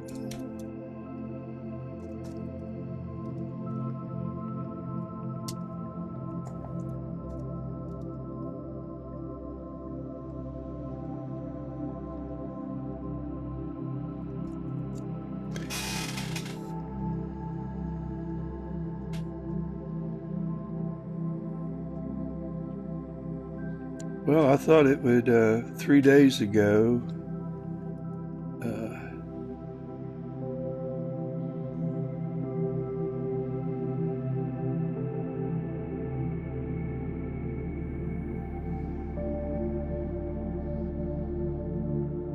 I didn't ask the right question.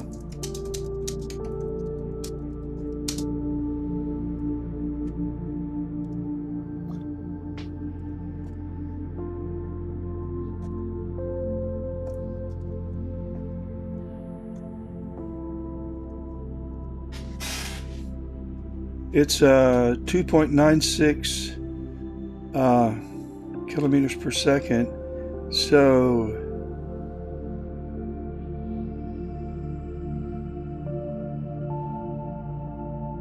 let's see. Let's go through a translation. I don't know what that is. 2.9, say 3.0.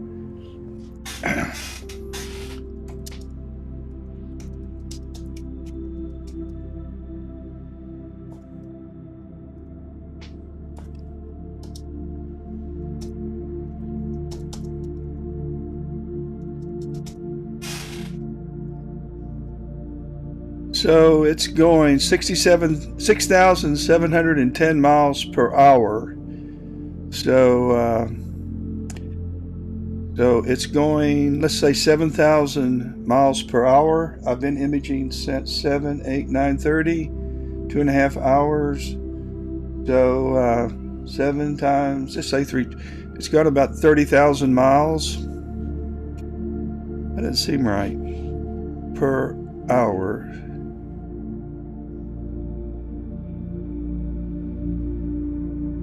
Yeah, that's what it is. I would have thought it'd be faster than that. So it has traveled about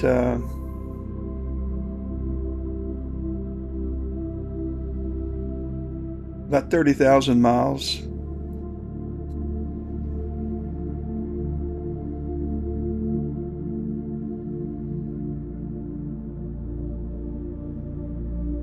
And it is, let's see, I think it said that it was, how far away is it? It is,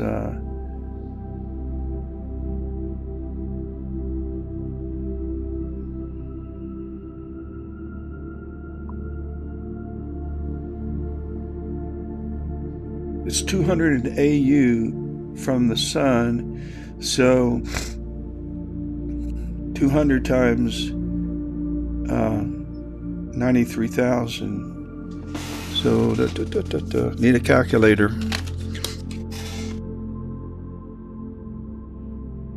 And AU is the distance from Earth to the sun. So that's 93 million miles.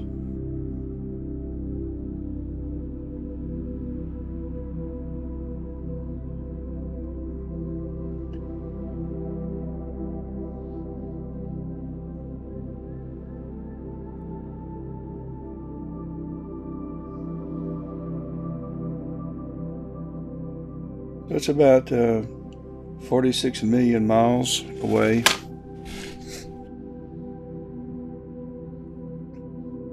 So it's about 46 million miles away, and it's traveled about 30,000 miles since we started watching it, which is a distance of about from here to here. But you don't judge these stars. These stars are... These stars could be light years away, in the terms of millions of light years away.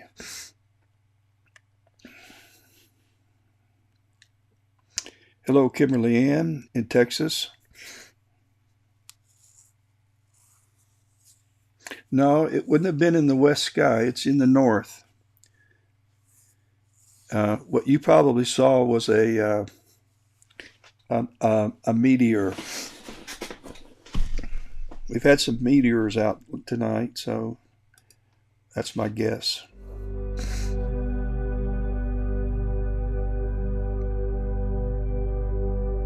Kimberly asked the question. She saw something in the western sky, and I would guess it's a meteor.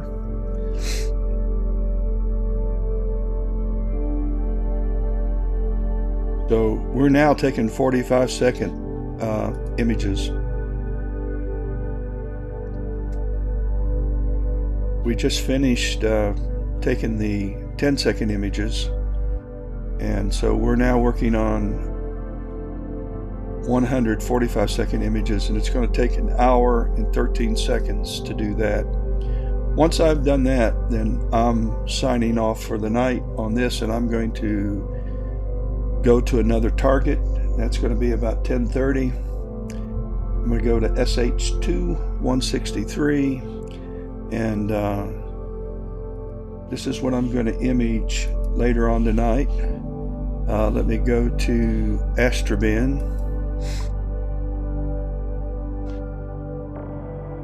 and sign on. And I'm going to type in SH2-261, I think it is.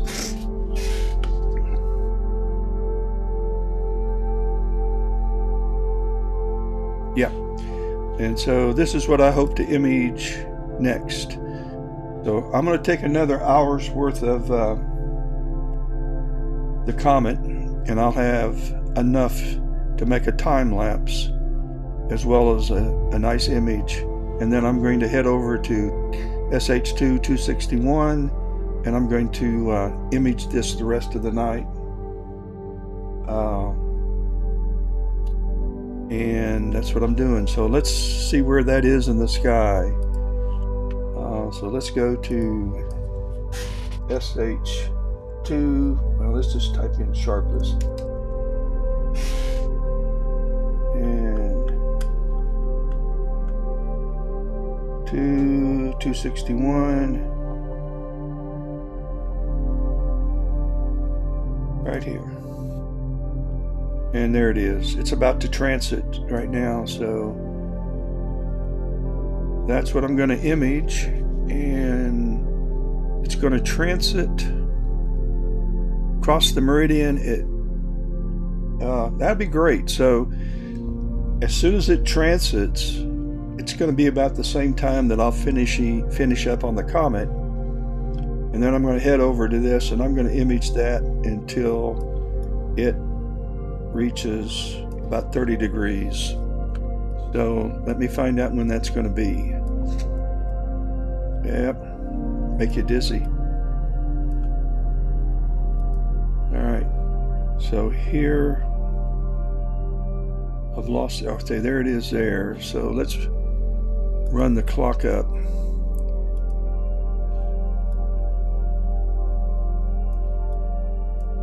So it's coming down. I'm going to stop imaging about here, and that will be, stop there, and that will be at 2:15. So I'm going to image from 10:30 to 2:15. I'm going to image SH2-261, and I'm done for the night. So that's the plan. And let me go back outside. Let's go see what the telescopes are doing. And this is the telescope that's imaging the comet right now. This one over here is set up to do solar. This is what I've been using on the sun all day today. I imaged the sun all day today on YouTube, my YouTube channel, and took images of some of the violence that's going on in the sun. It's crazy acting up. I'll show you what I mean. Let's go over to and let's bring up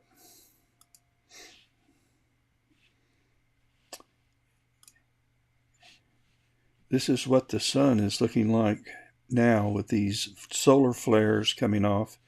That's crazy.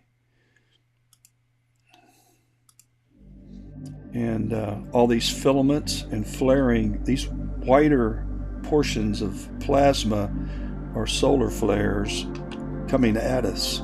These are on the rim.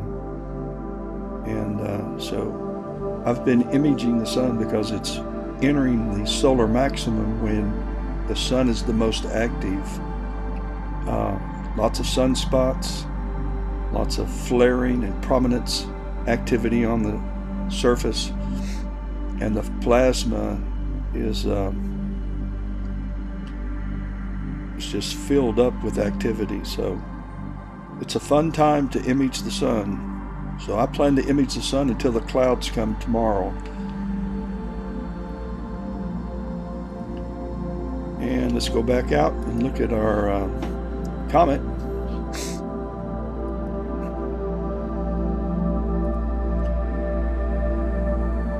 You can see the comet moving as I flip back through the images. I'm clicking back. So this is the first image I took right here. So this is the first 45-second image that I took. And then it's going to jump. There it went. And this is the last 45-second image I took. So it's moving pretty good.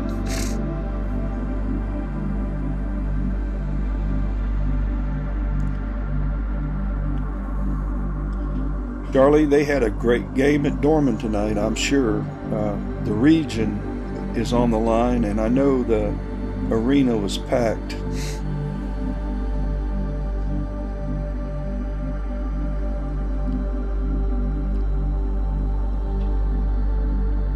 Were it not for this bronchitis, I would have been coming home about now.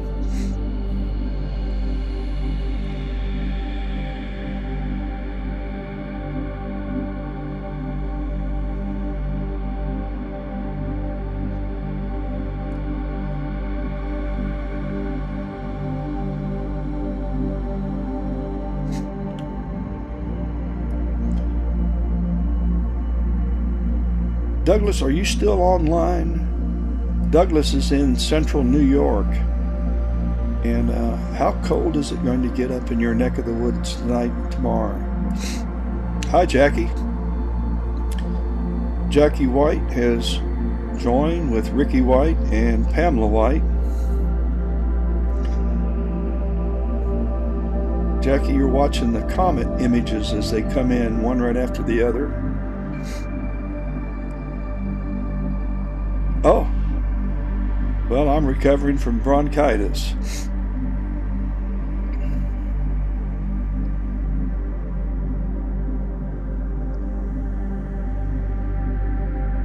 I probably won't work on the images until Sunday, Faith. I'm going to be imaging the sun all day tomorrow.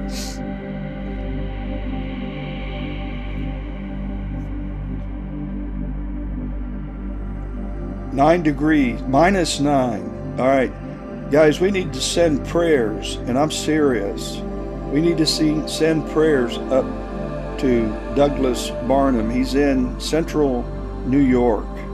We also have some good friends that are in Buffalo, New York, really outside of Buffalo, and their temps are going to really be wicked cold. It's -9 degrees, and it's not warming up anytime soon.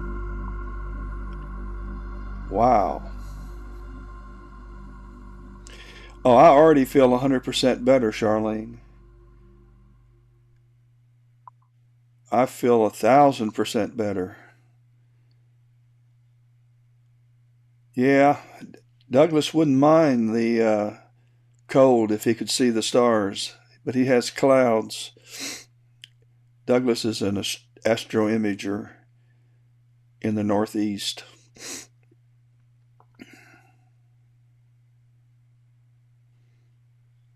Yep. Well, I'm going to send a prayer that you don't lose your electricity or your gas.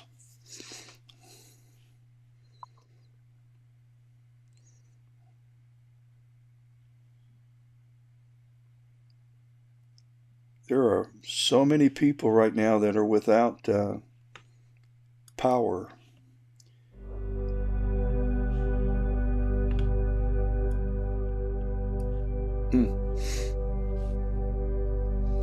Douglas, you're more than welcome. I hope you have warmer weather.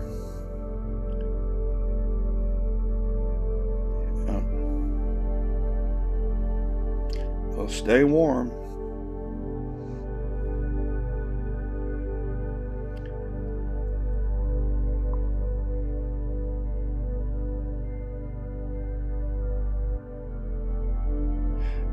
Autumn, where are you located?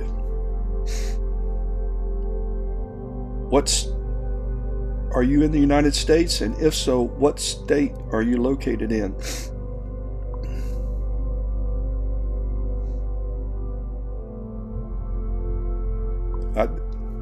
Oh, Jacksonville. Okay. Well, you need to go outside, look north. I'm going to bring up this planetarium software program, and I'm going to go over here. Don't let this confuse you. All right. This is north. This line right here is north, and this is right up here is straight overhead. This is the zenith, and this would be as though you were looking straight over your head. And the comet is right here. So if you look north and look almost straight up, but face the north and get some binoculars.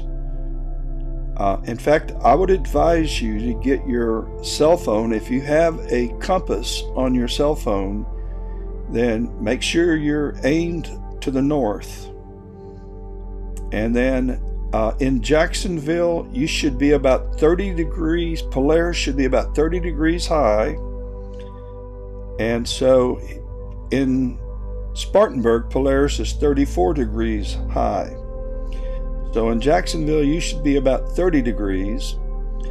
So it's about, if you can find Polaris, which is the North Star, then it's halfway there. And then look straight up. Then from Polaris, then it's right off to the left. And it's going to look, it's really going to look like this. It's going to be a white smudge. And if you have binoculars, you're going to be at 7x, you're going to be right at, I'm guessing, around 300 millimeters. So it might be slightly smaller than this, but it's going to look like a smudge. It won't be as bright as this, but you'll be able to make it out. Excuse me, I'm going to have to mute myself because the bronchitis is going to require a cough.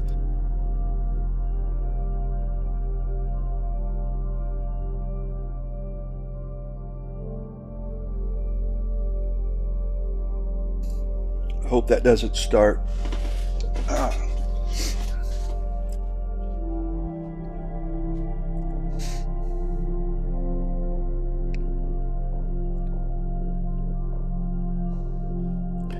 See, we're on number 16 frame. This is our 16th frame at 45 seconds.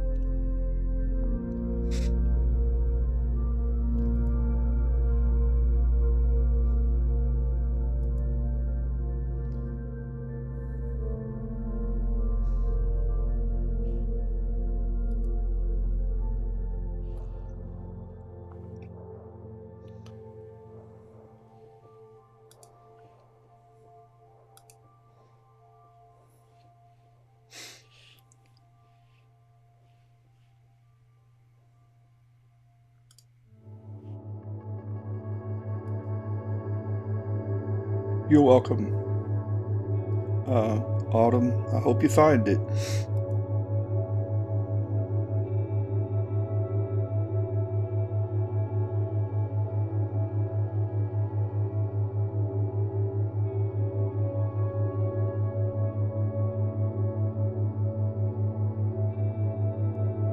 I'm gonna go grab some coffee in a second.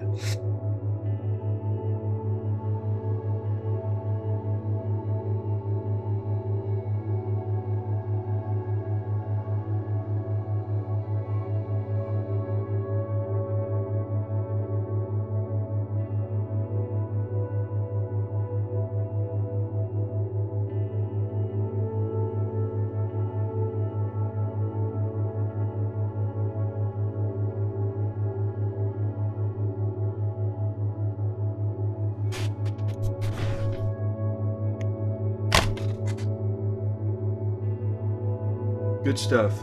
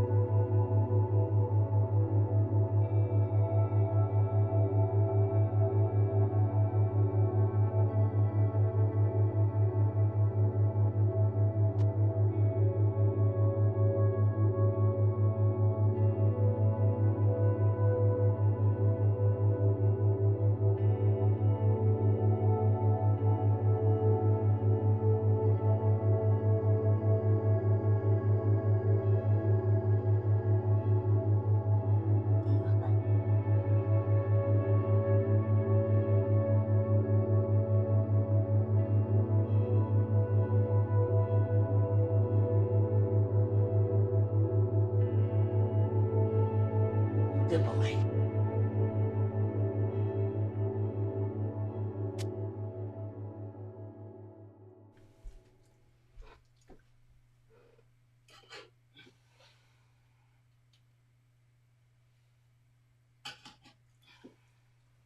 Good night night.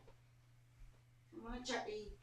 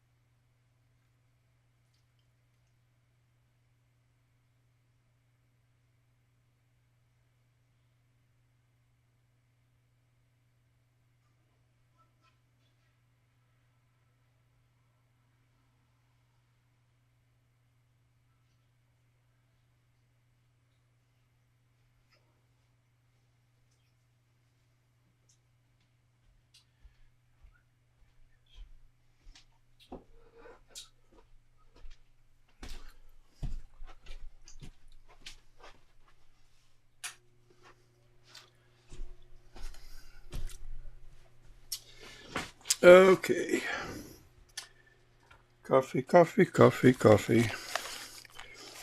Coffee, coffee. Coffee, coffee. Coffee, coffee.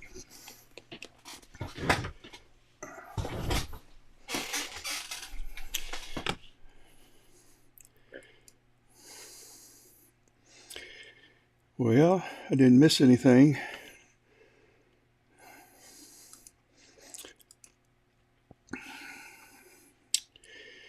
If you hang around in about an hour or less, we've taken 25 and we have 75 to go. And it's going to take an hour to do that, which will be 11 o'clock. A little before, then I'm going to switch to another target. As a matter of fact, I think I'm just going to take 50. Now I'll go ahead and take 100. I want to go back though. Tell you what I'm going to do. As soon as my target, let's see if we can find it here. No.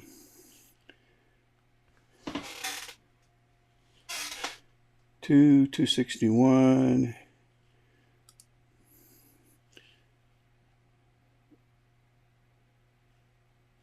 Has it already transited? I'm talking to myself.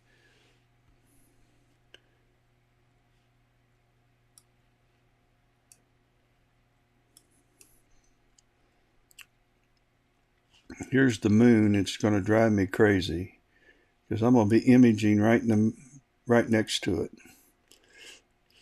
The nebula, lower nebula, has already transited. So I'm tempted to go over and start imaging that now. But I'm not. Let's go back to the comet and stay with it a while longer.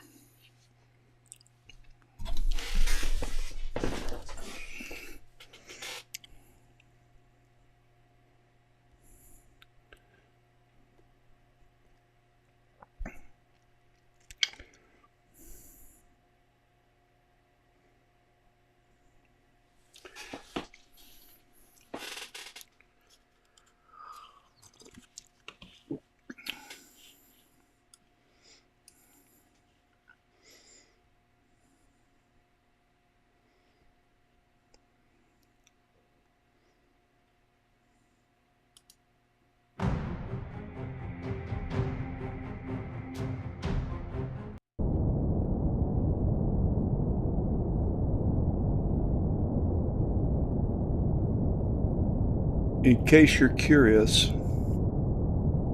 we just had a meteor streak across the sky. People ask me if I ever see meteors, and I'm not a man that cusses, but meteors mess up my images. So this is probably one of the Leonids meteors streaking. So no, I'm not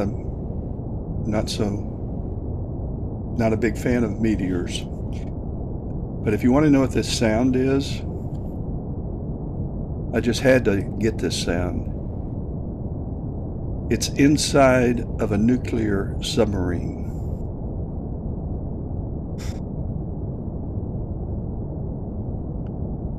So there isn't anybody but me that would want the sound inside a nuclear submarine.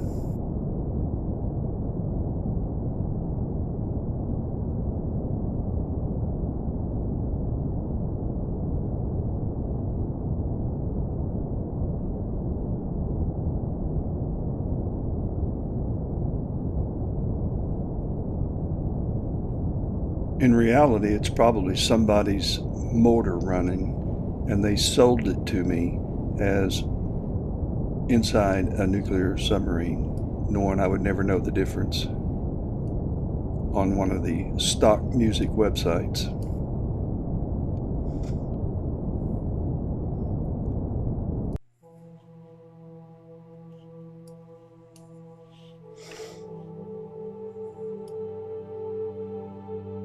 I can't put that on though, it'll put me to sleep.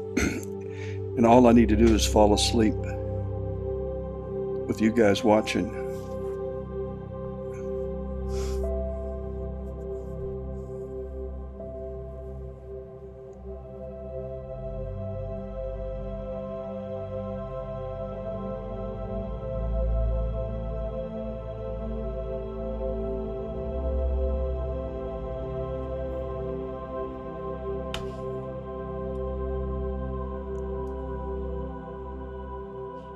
It's getting cold out here too. It's 31 degrees right now in Spartanburg, or in my backyard. And there's not going to be any dew on my instruments tonight. Looks like the dew point and temperature are pretty far apart, so that's a good sign.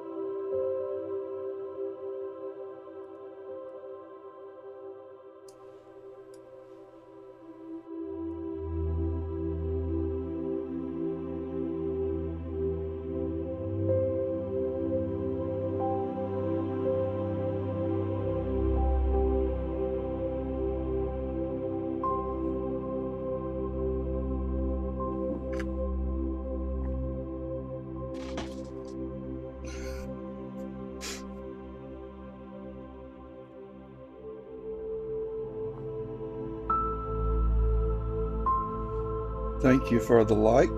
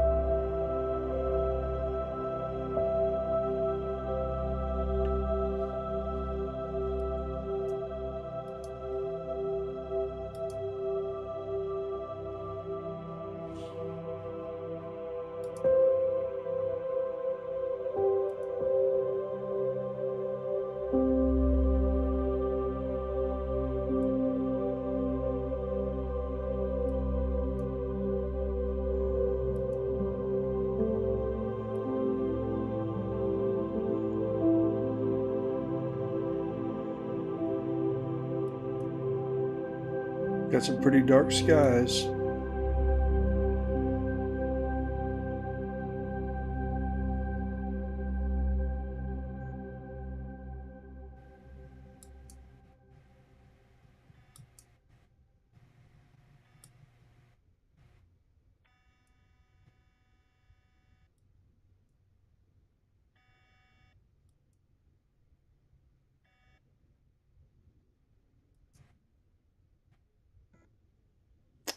Comet's right up here. I can't, my outdoor surveillance camera won't get high enough in the sky.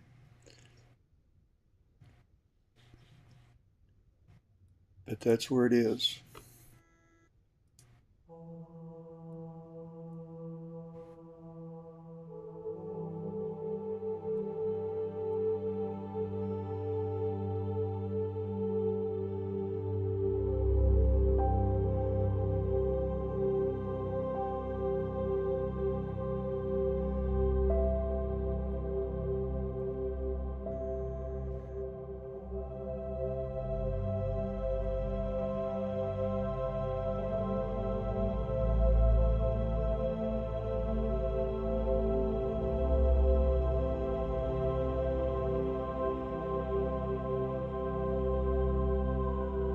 That's infrared light. It doesn't bother my telescope. Well, I shouldn't say that. If the telescope is ever aimed directly at the camera, then it wouldn't see anything anyway. It would be aimed at the fence, but the infrared light would bother the camera sensor. But other than that, the IR light lets me keep an eye on my kits outside. And these are where the laptops, they're all covered up with towels.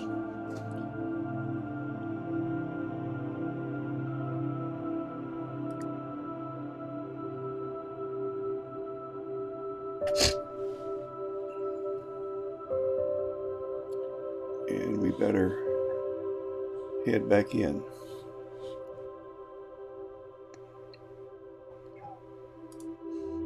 And see our comet.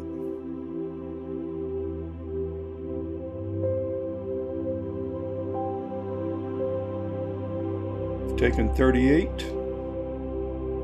We're shooting for 100. 45-second images. And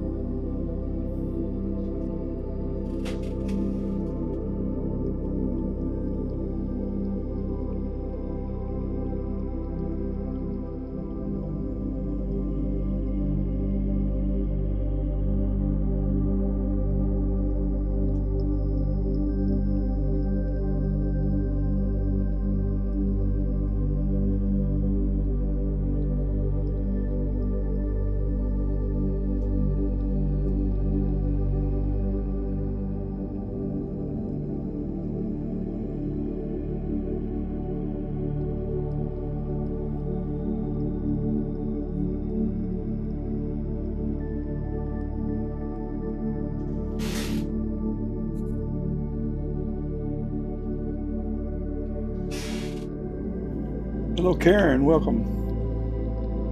8 degrees in western Pennsylvania. Bundle up.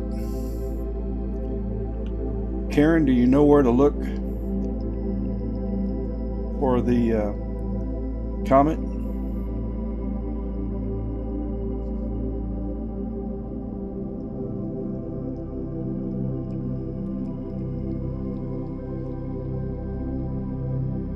Let me show you where it is. Let's see, we're in the southern. Let's go over. Don't let all this confuse you.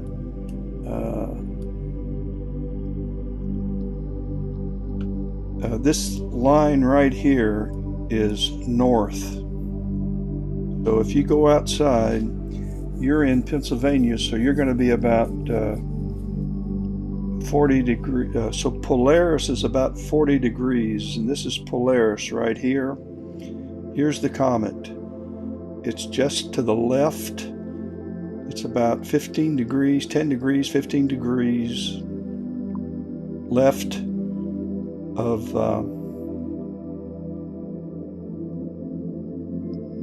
there you go. Oh, you'll love Sky Safari.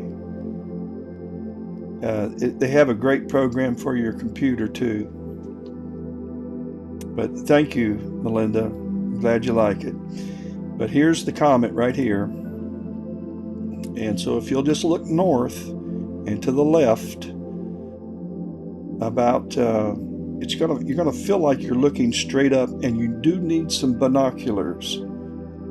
Then it's going to look probably something like this, a smudge, because these are live images coming in right now.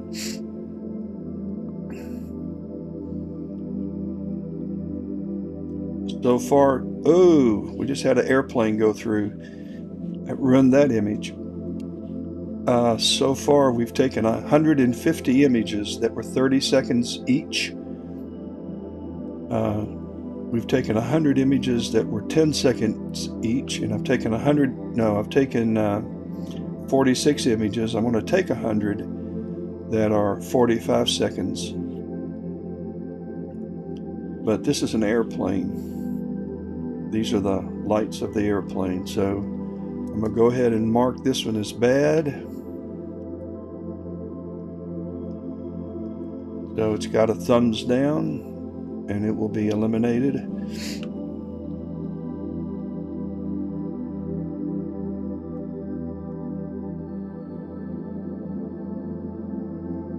Melinda, you're more than welcome.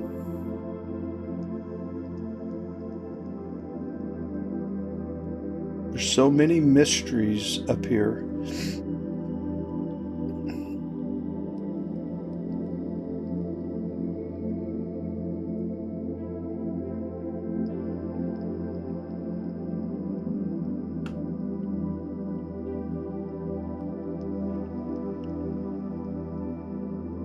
I had to post your comment because of Sky Safari. That's the program that I'm using right here.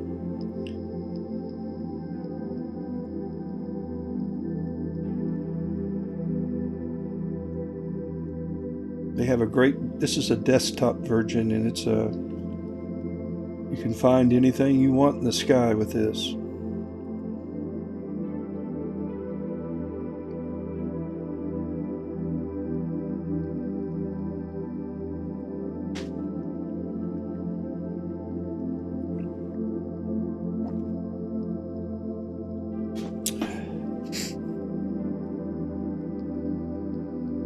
And all you have to do to find things in the sky is,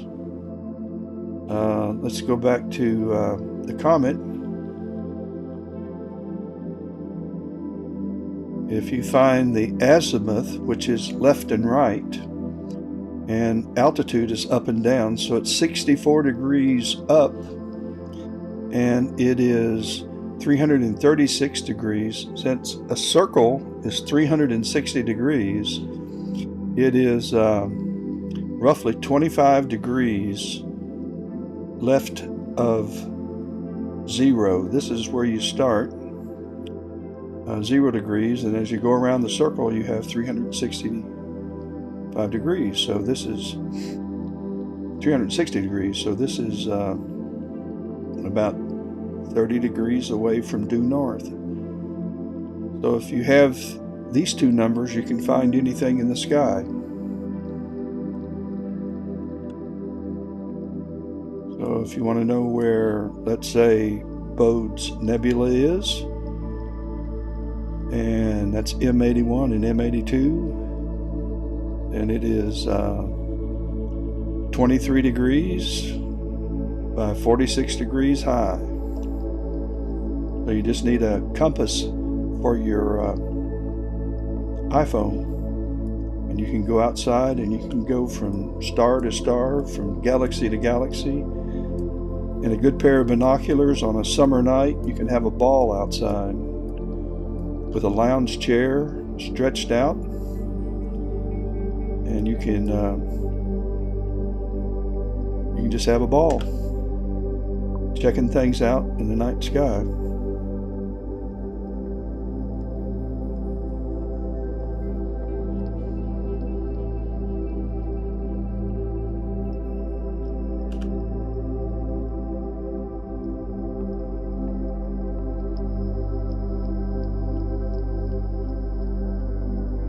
And you don't need to buy, if you have a camera and you have a tripod,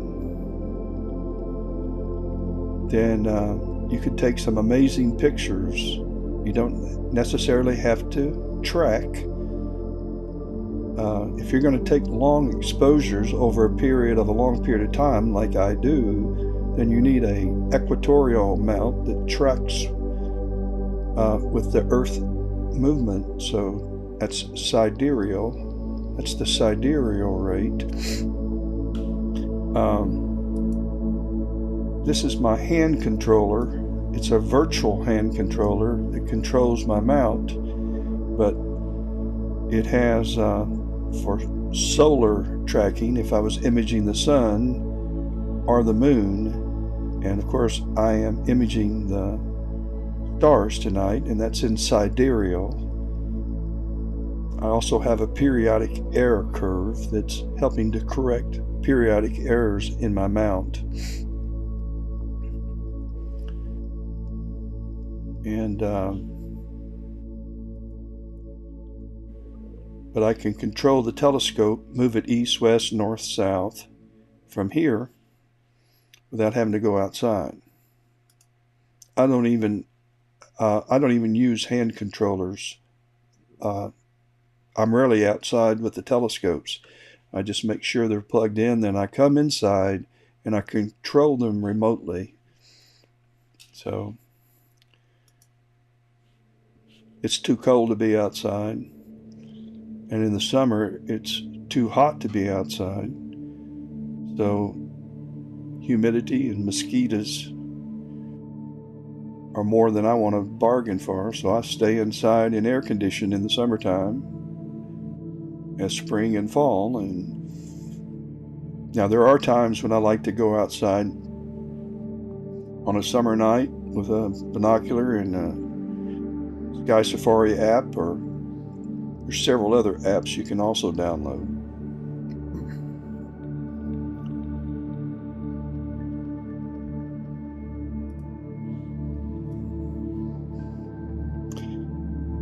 Okay, I'll tell you what I'm going to do. Let's see how many images I have.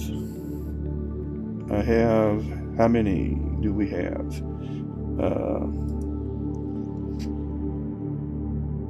I have 52 images at 45 seconds. I'm going to go ahead and stop. And when this one is over, I'm going to change targets, and I'm going to go ahead and start imaging SH2 261. So if you hang in there, you can see some of the first images coming in. And so it's downloading the last image. This will probably be the only time that I'll image the comet. I want to save this. Save this sequence. And now I'm going to open up this sequence, which is altogether new. And this is what I'm going to be imaging. I'm going to be imaging this part of the sky right here. Can't hardly see it. And in order to do that, I'm going to have to go outside and change filters. So I'm going to be back in a few minutes. Yeah, I've seen, yeah, I'm not a meteor fan, but meteors end up streaking through my images, and I have to delete, sometimes I have to delete those. I can get rid of some of them in post-processing with calibration files, but meteors are not a friend of an astrophotographer unless you're trying to photograph meteors, and I don't know why you would, but a lot of people are fascinated by them and go out and look for them, and it's fun. You know, those are fun things to do. Okay, I am headed outside, and I'm going to put on the outside camera, although it's probably going to shut off before I get back. But I'm going to turn on the outside camera. First, I'm going to park the telescope. Let's go do that now.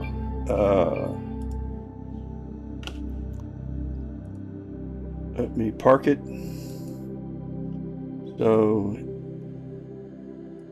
the telescope's going to return to its home position.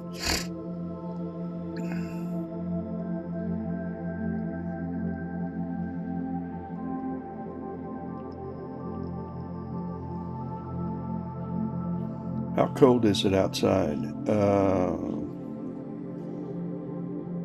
Wonder what the temperature is. All right, I'll be back.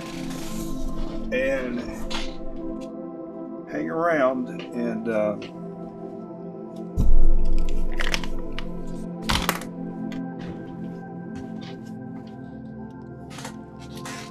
I'll just put my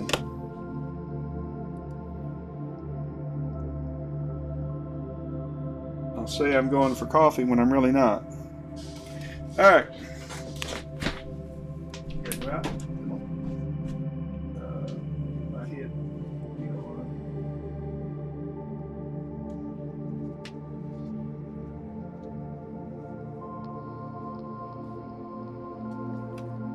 Try to do well.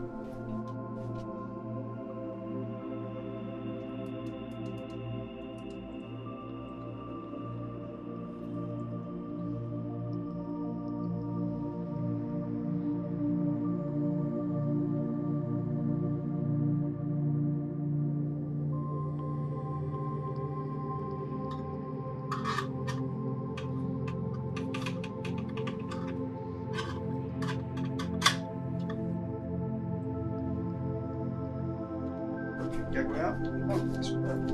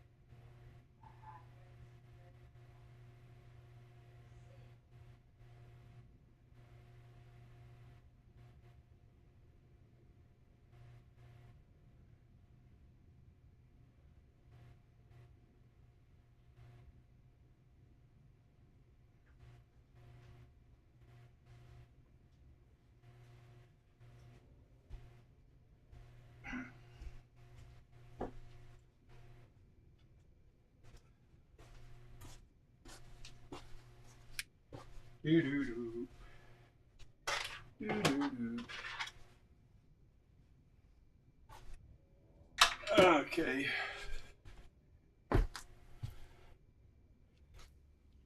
Huh.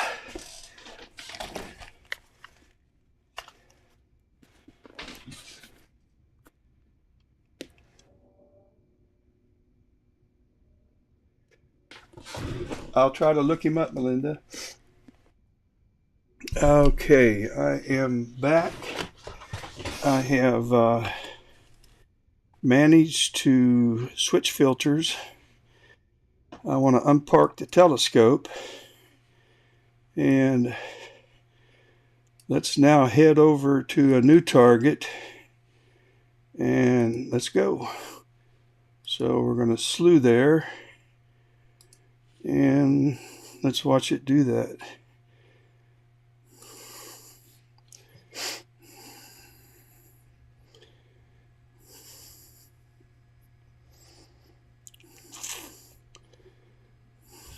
Oh, we can get rid of coffee. Let me go do that now. Let's see here.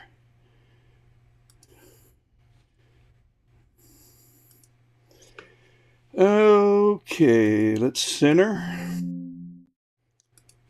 And we didn't stop guiding. We'll stop it now.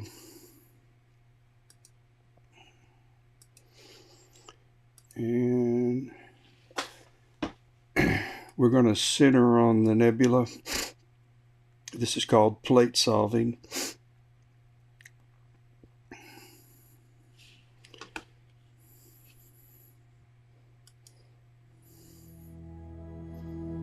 Ooh, we're going to have to abort this. We got to get in focus first.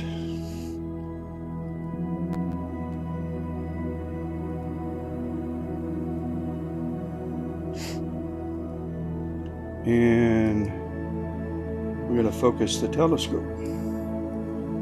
So let's go out and take a, we don't want to take a 60-second image. Let's take a 10-second image. Let's take a 5-second image.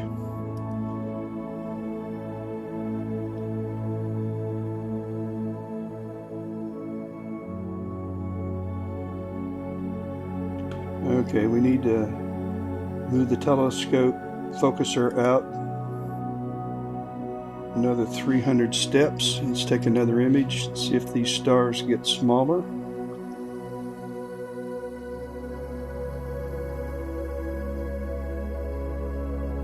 There they go. We want these numbers to come down.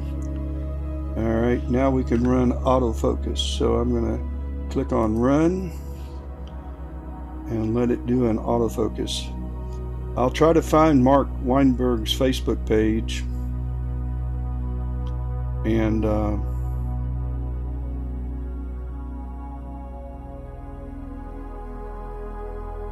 look him up.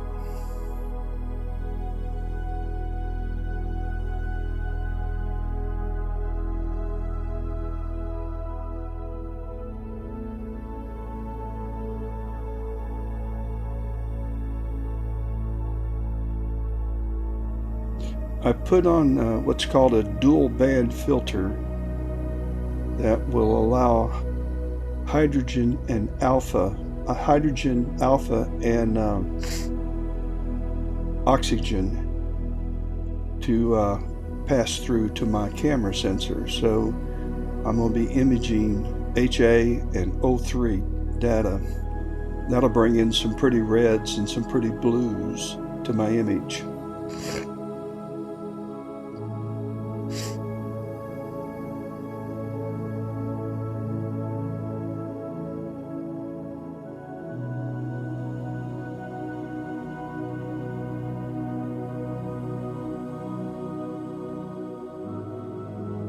I'm running this autofocus routine to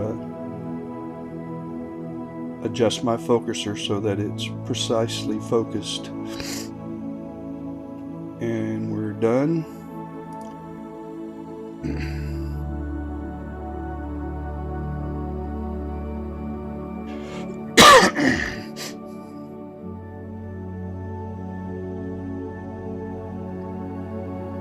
So it's 23,541. Yep. Okay.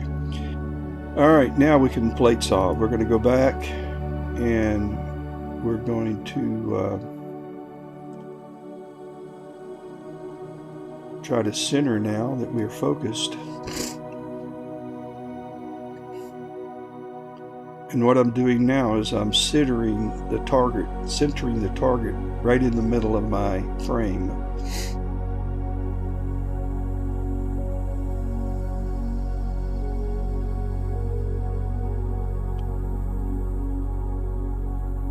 I've finished imaging the comet.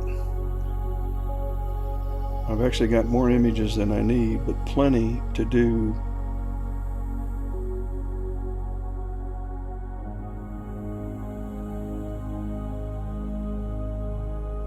And we're still moving around here. We're 295 pixels off in right ascension, 42 pixels off in declination. So we're going to get closer.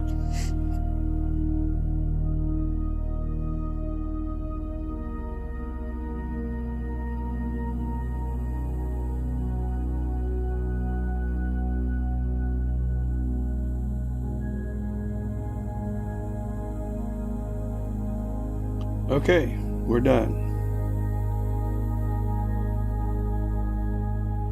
So now we can start imaging. So we're going to take 60 300 second. We don't need 300 seconds. Let's make that, let's make sure we got our gain. Let's set our gain to, I want to set it up to 200. And I want my offset to be at 50.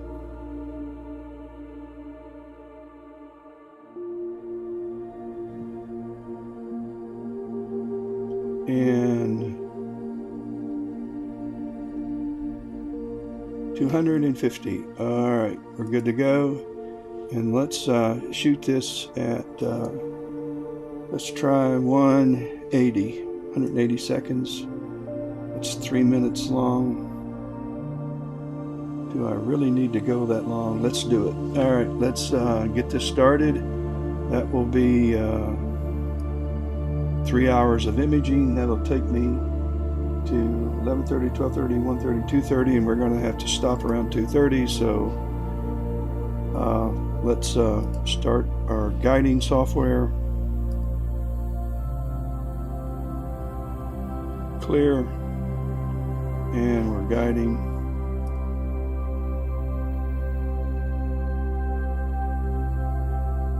And so we're going to replate solve this thing one more time.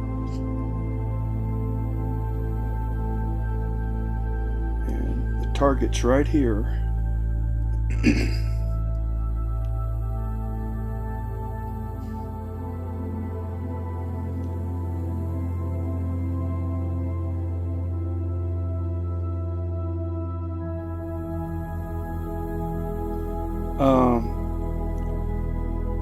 How far in the north horizon from northeast? I'm not sure I understand. Are you talking about the comet, Styla? Or I can't see. It's so small. I can't make out your first name. Joni is your last name. But how far in the north horizon from northeast? Help me, I'm not sure I understand what you're asking.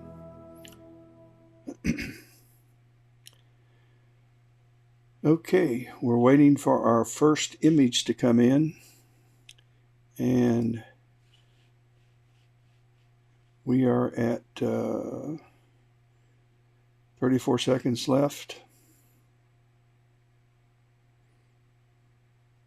Ooh, wait a minute. Is this a 60-second image? That's not right. Oh, wait a minute. Pause, abort. We don't need this. I want 180 seconds, and I want to do about 60 of those. I had it backwards. All right, let's try this again.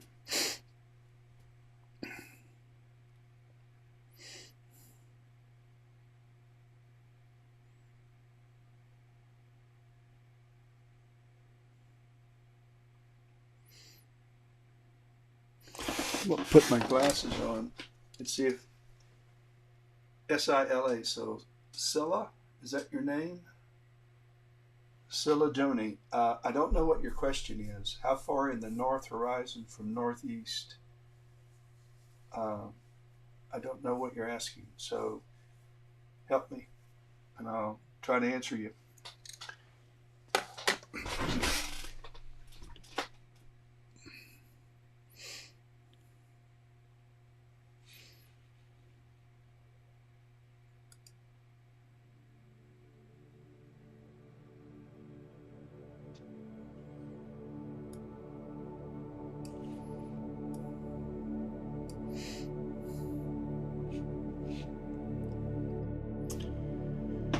We have about 110 seconds left on this first image. And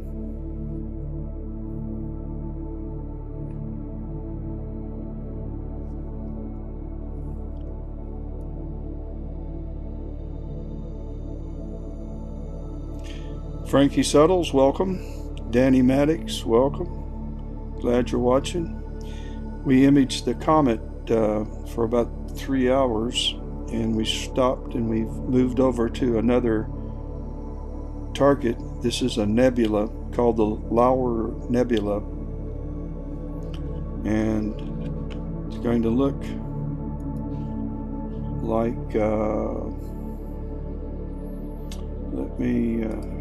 it's going to look like this when I finish imaging it. So this is what I'm going after right now.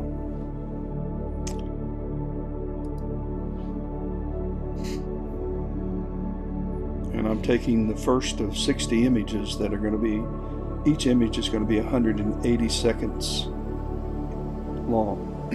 I'm using a filter called the L-Enhance filter. It's a dual filter. It only allows hydrogen and oxygen light to come in. So hydrogen burns at an oxygen gas filters at a certain bandwidth, and this filter only allows those two lights to come in, which is red and blue. So we're going to get reds and blues coming in.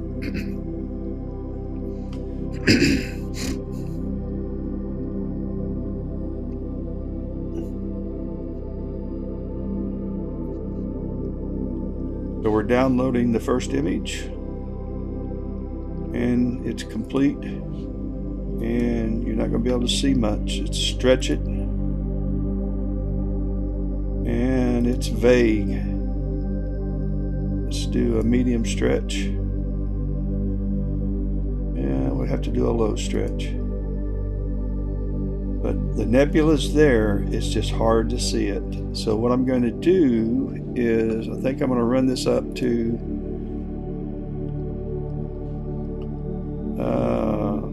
let me pause this sequence. I'm going to go ahead and abort it. I'm going to change this to 300 seconds after all to get more data. I'm going to go ahead and start running it. I'm going to go ahead and delete that one image. These are my comet images. And let's go to the Lower Nebula. And I'm going to delete that first image I took at 180 seconds. It's not going to be long enough. And these are the comet images that I took tonight. And there's a mess of them. There's 304 in all. So look forward to working on those.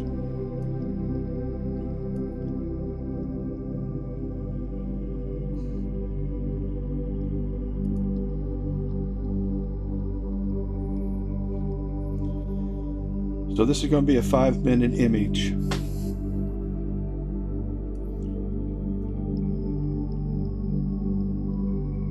And what I'm going to do is I'm going to sign off in a few minutes. I'm going to wait till this first image comes in, and then I'm going to let this run the rest of the night. I have a Danny, I'm using a Rasa. Wait a minute, and I'll take you outside and show you.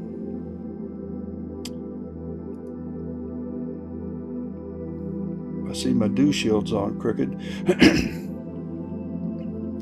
This is a Rasa 8-inch by Celestron, and I'm using the dual filter by Optolong, the dual enhance filter, on a Atlas Pro EQ. It's a Skywatcher mount.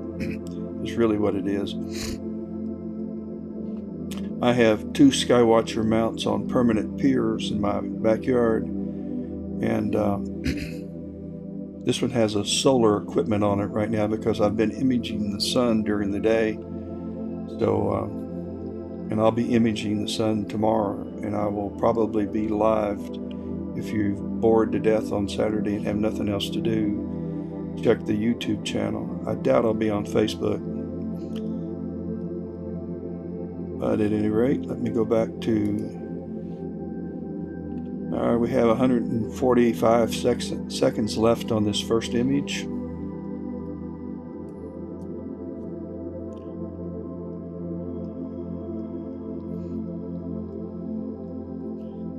Dulce Olivia, welcome.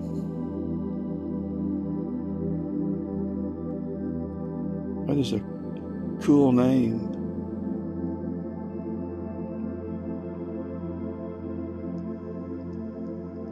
Dulce, where are you from, Dulce?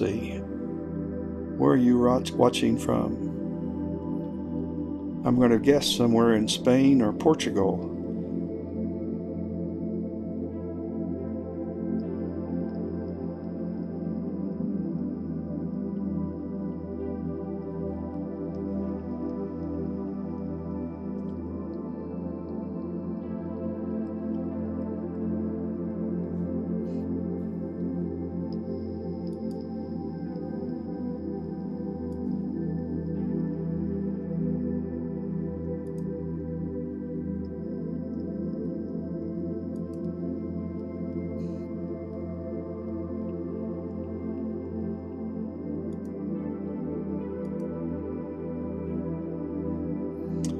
"60 seconds left in this first image.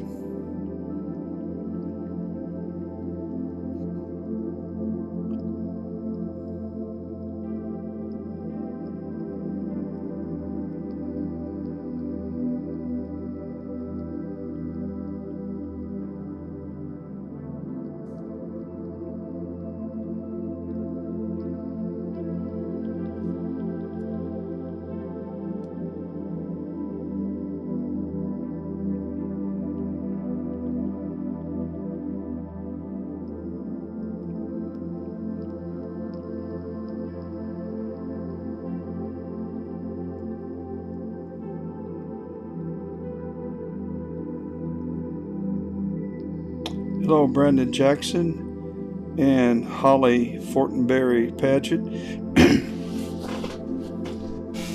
Holly, I was imaging the comet until about 30 minutes ago, and we've moved on to another target. And I guess I'll be seeing you next week. Holly's my dental hygienist. And she'll be working on my teeth.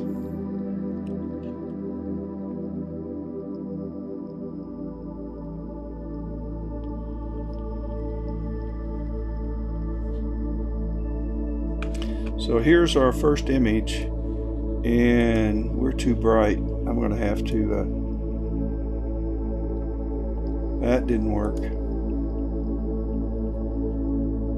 So we're going to have to dumb this down. So 300 seconds was way too much.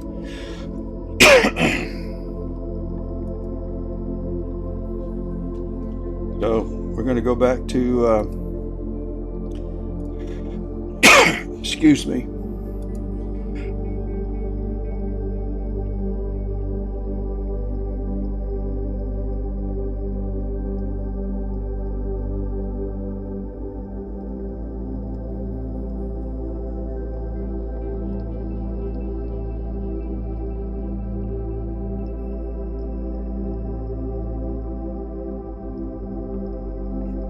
All right, we're back at 180 seconds. We're going to resume. And I'm just going to go delete the ones I've just taken because they're useless. So let's go to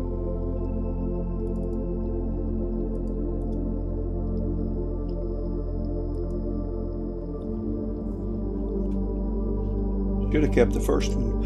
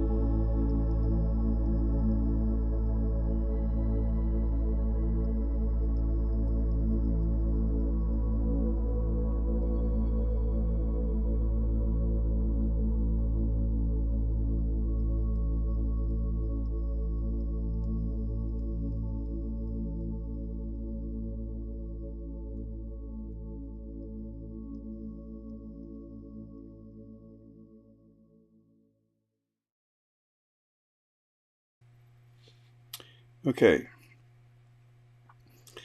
I tried a 300-second image and that was too much light, so I am back at 180 seconds and I'm just going to let that run the rest of the evening.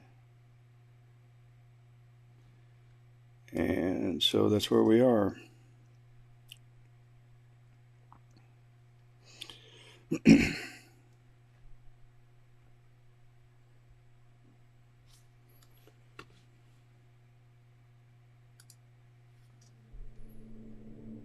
This is SH2 261. It's a it's in the Sharpless catalog, and when I'm finished imaging, it should look something like this. So this is what I'm imaging tonight, and hopefully that's what it's going to look like and how it's going to turn out.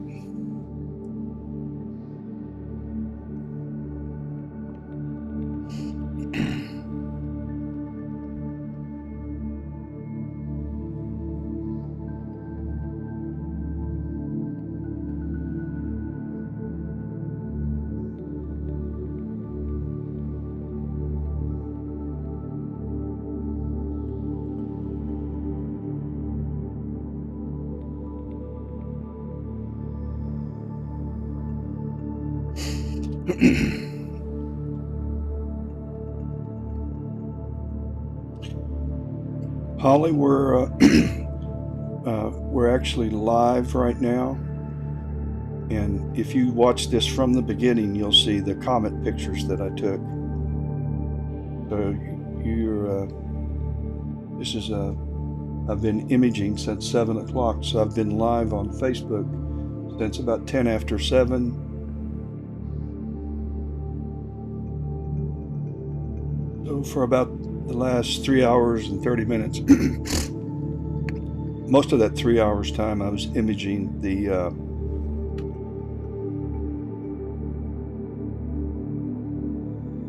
comet. No, Tracy, you won't see anything now. Hey, Corin, how you doing?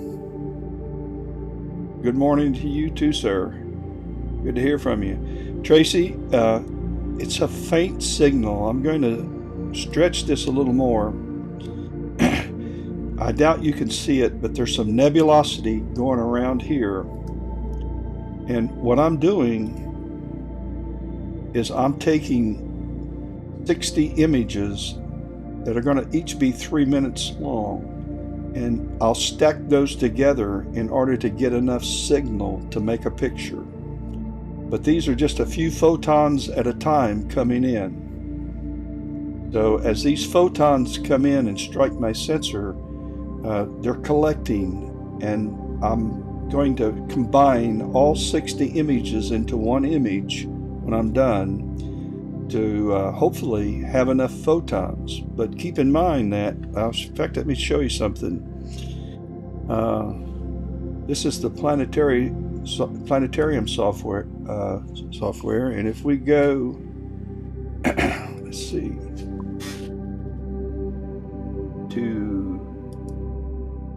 all right, this is what I'm imaging, and it is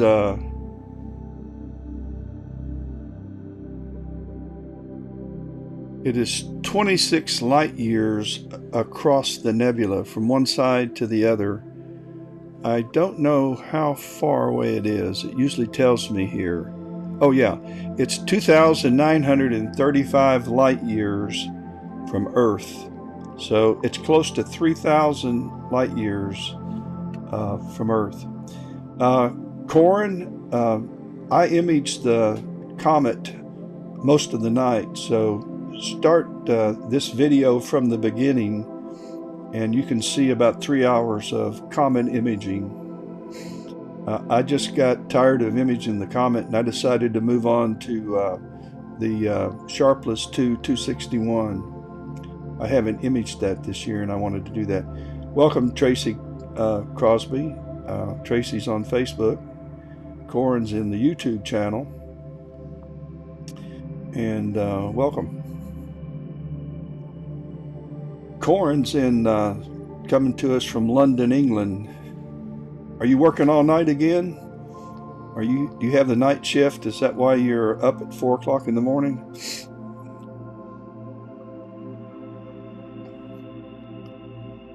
Corin gets stuck with the night shift, but he's an astro imager.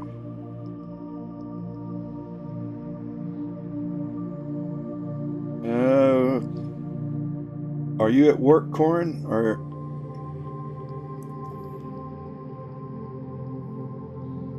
And how's the weather in London?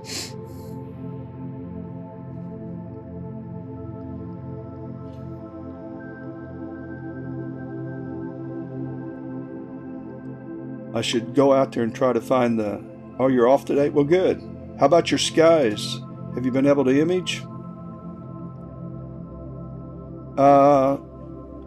Tracy, you can see the comet with some binoculars. You really don't need the telescope to see the comet.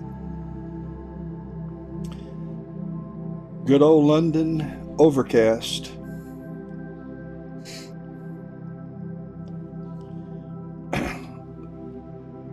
Tracy, stay with me here. I'll show you something. This is... don't let this confuse you, but this is north right here. This line right up here is north, and we're at... Let me make sure I've got this on the right time. This is the zenith. This is straight overhead, and right here is Polaris for me. So this is the comet right here. And if we zoom in,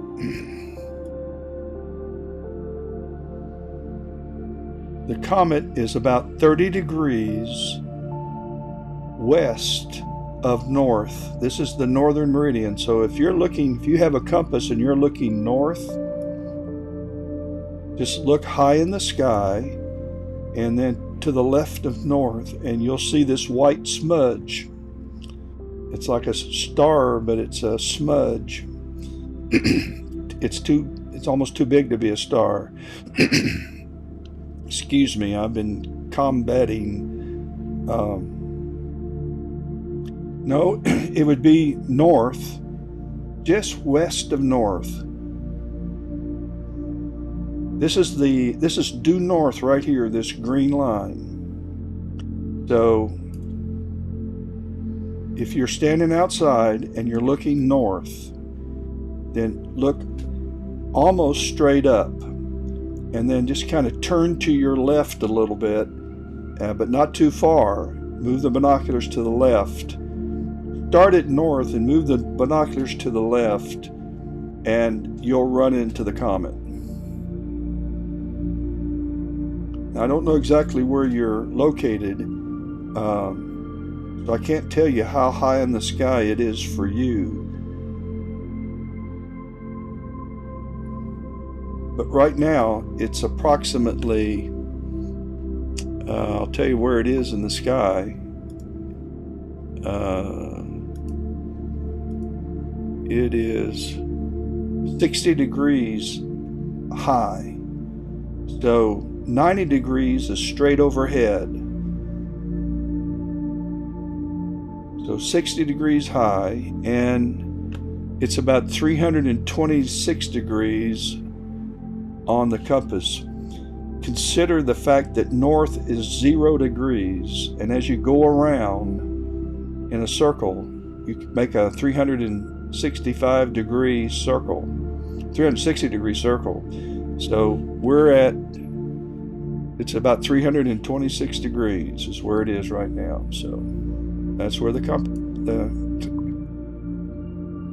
comet is right there. So that'll get you in the right ballpark.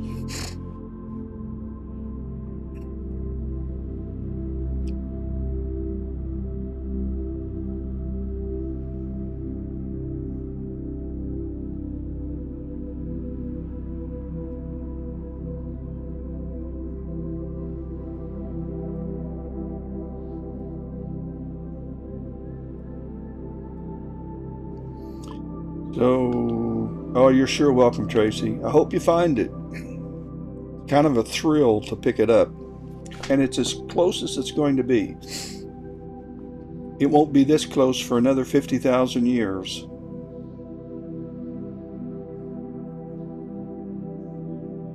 It's actually moving away from us now.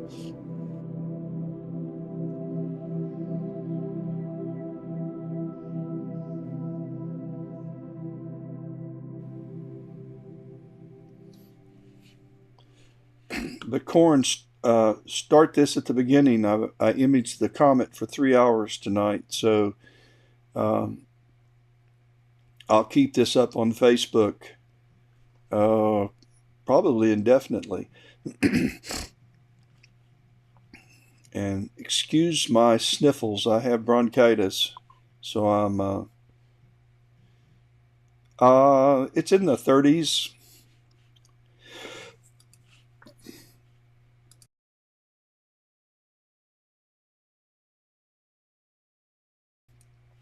The temperature's 29 degrees, 28.94 at my telescope.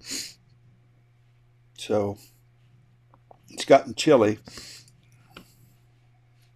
for South Carolina.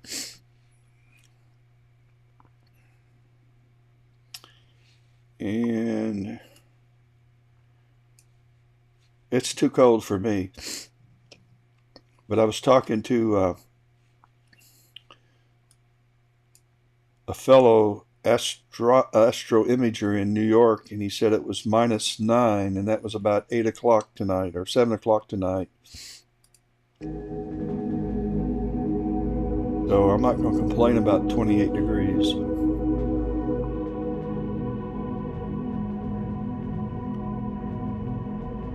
Sounds good. You better go to bed. Are you just getting up, or have you gone to sleep yet?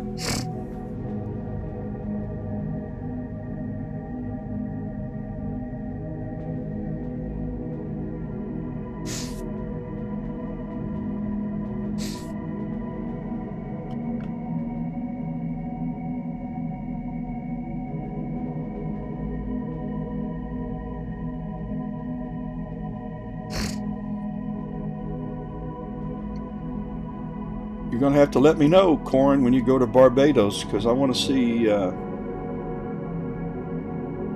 your images from a really dark sky.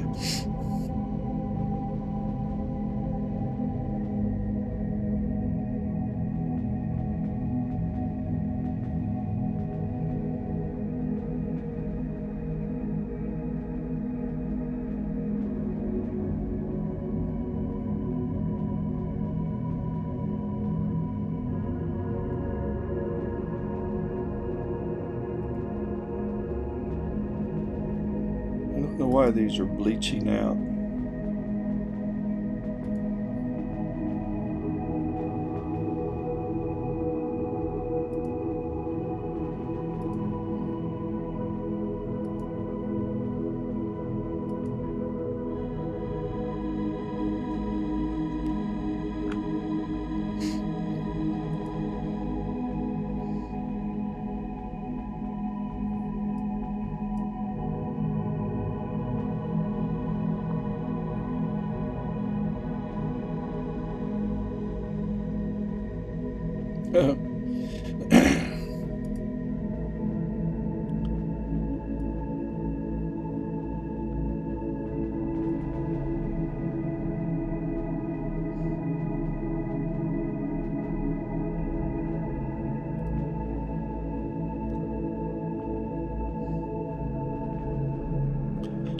"19 degrees in Kentucky."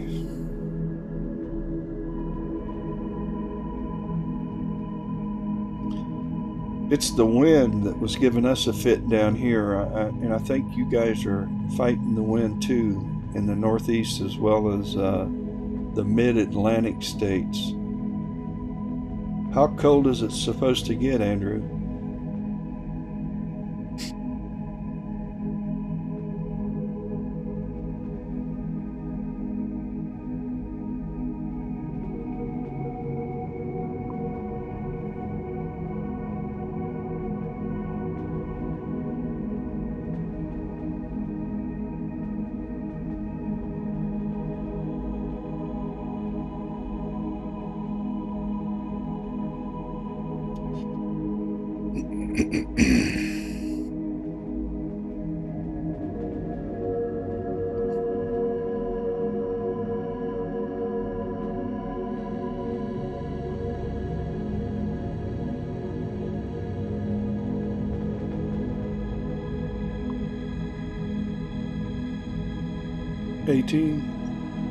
We're supposed to get down in the mid-20s, so where in Kentucky do you live?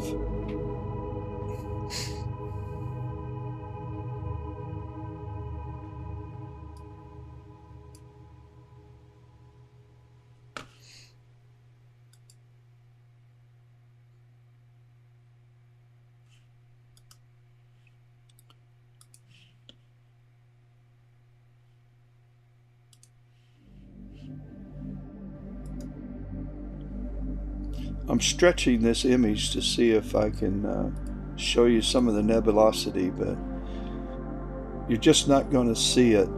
If this was a mono camera and I was using HA, you'd be able to see some of that. But on this one-shot color camera, I'm going to have to stack these images together for you to see it. Okay, Crestwood.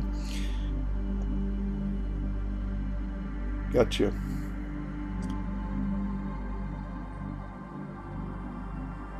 We had someone, Melinda was from Versailles, Kentucky, not too far from you.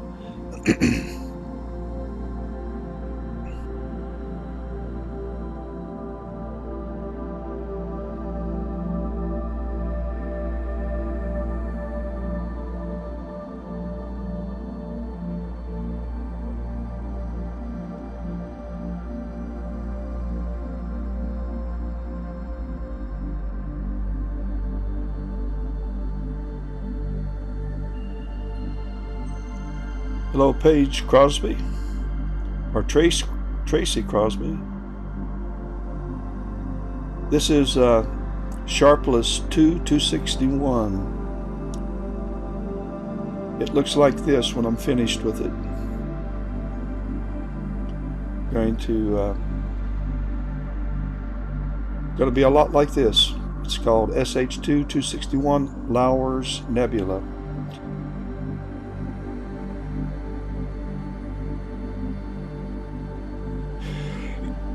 Excuse me, it's bronchitis.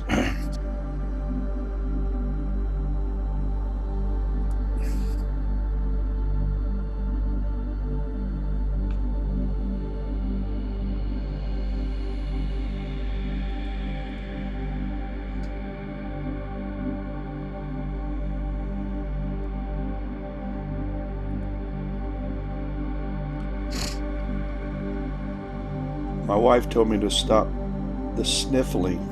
I wish I could.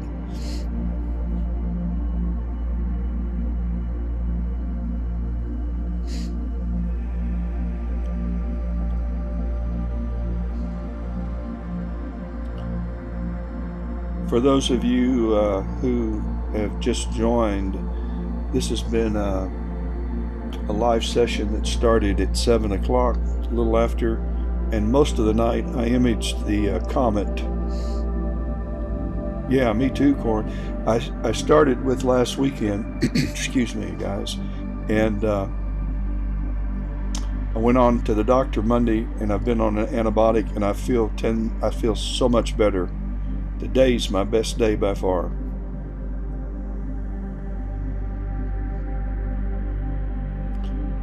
Need to check my guiding.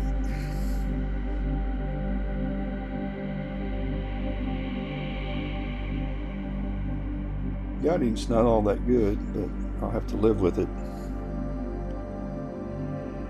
I'm gonna stop, go back down to 1 second.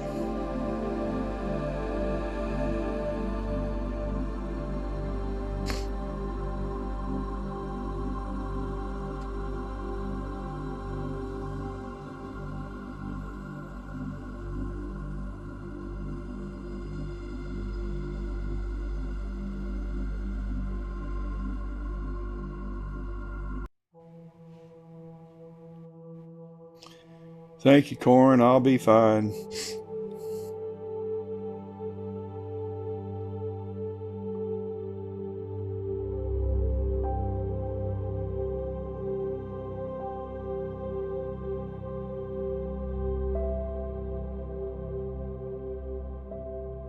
There's not a whole lot to look at here, so what I'm going to do is I'm going to say goodnight to everybody. I'm going to let this sequence run itself out,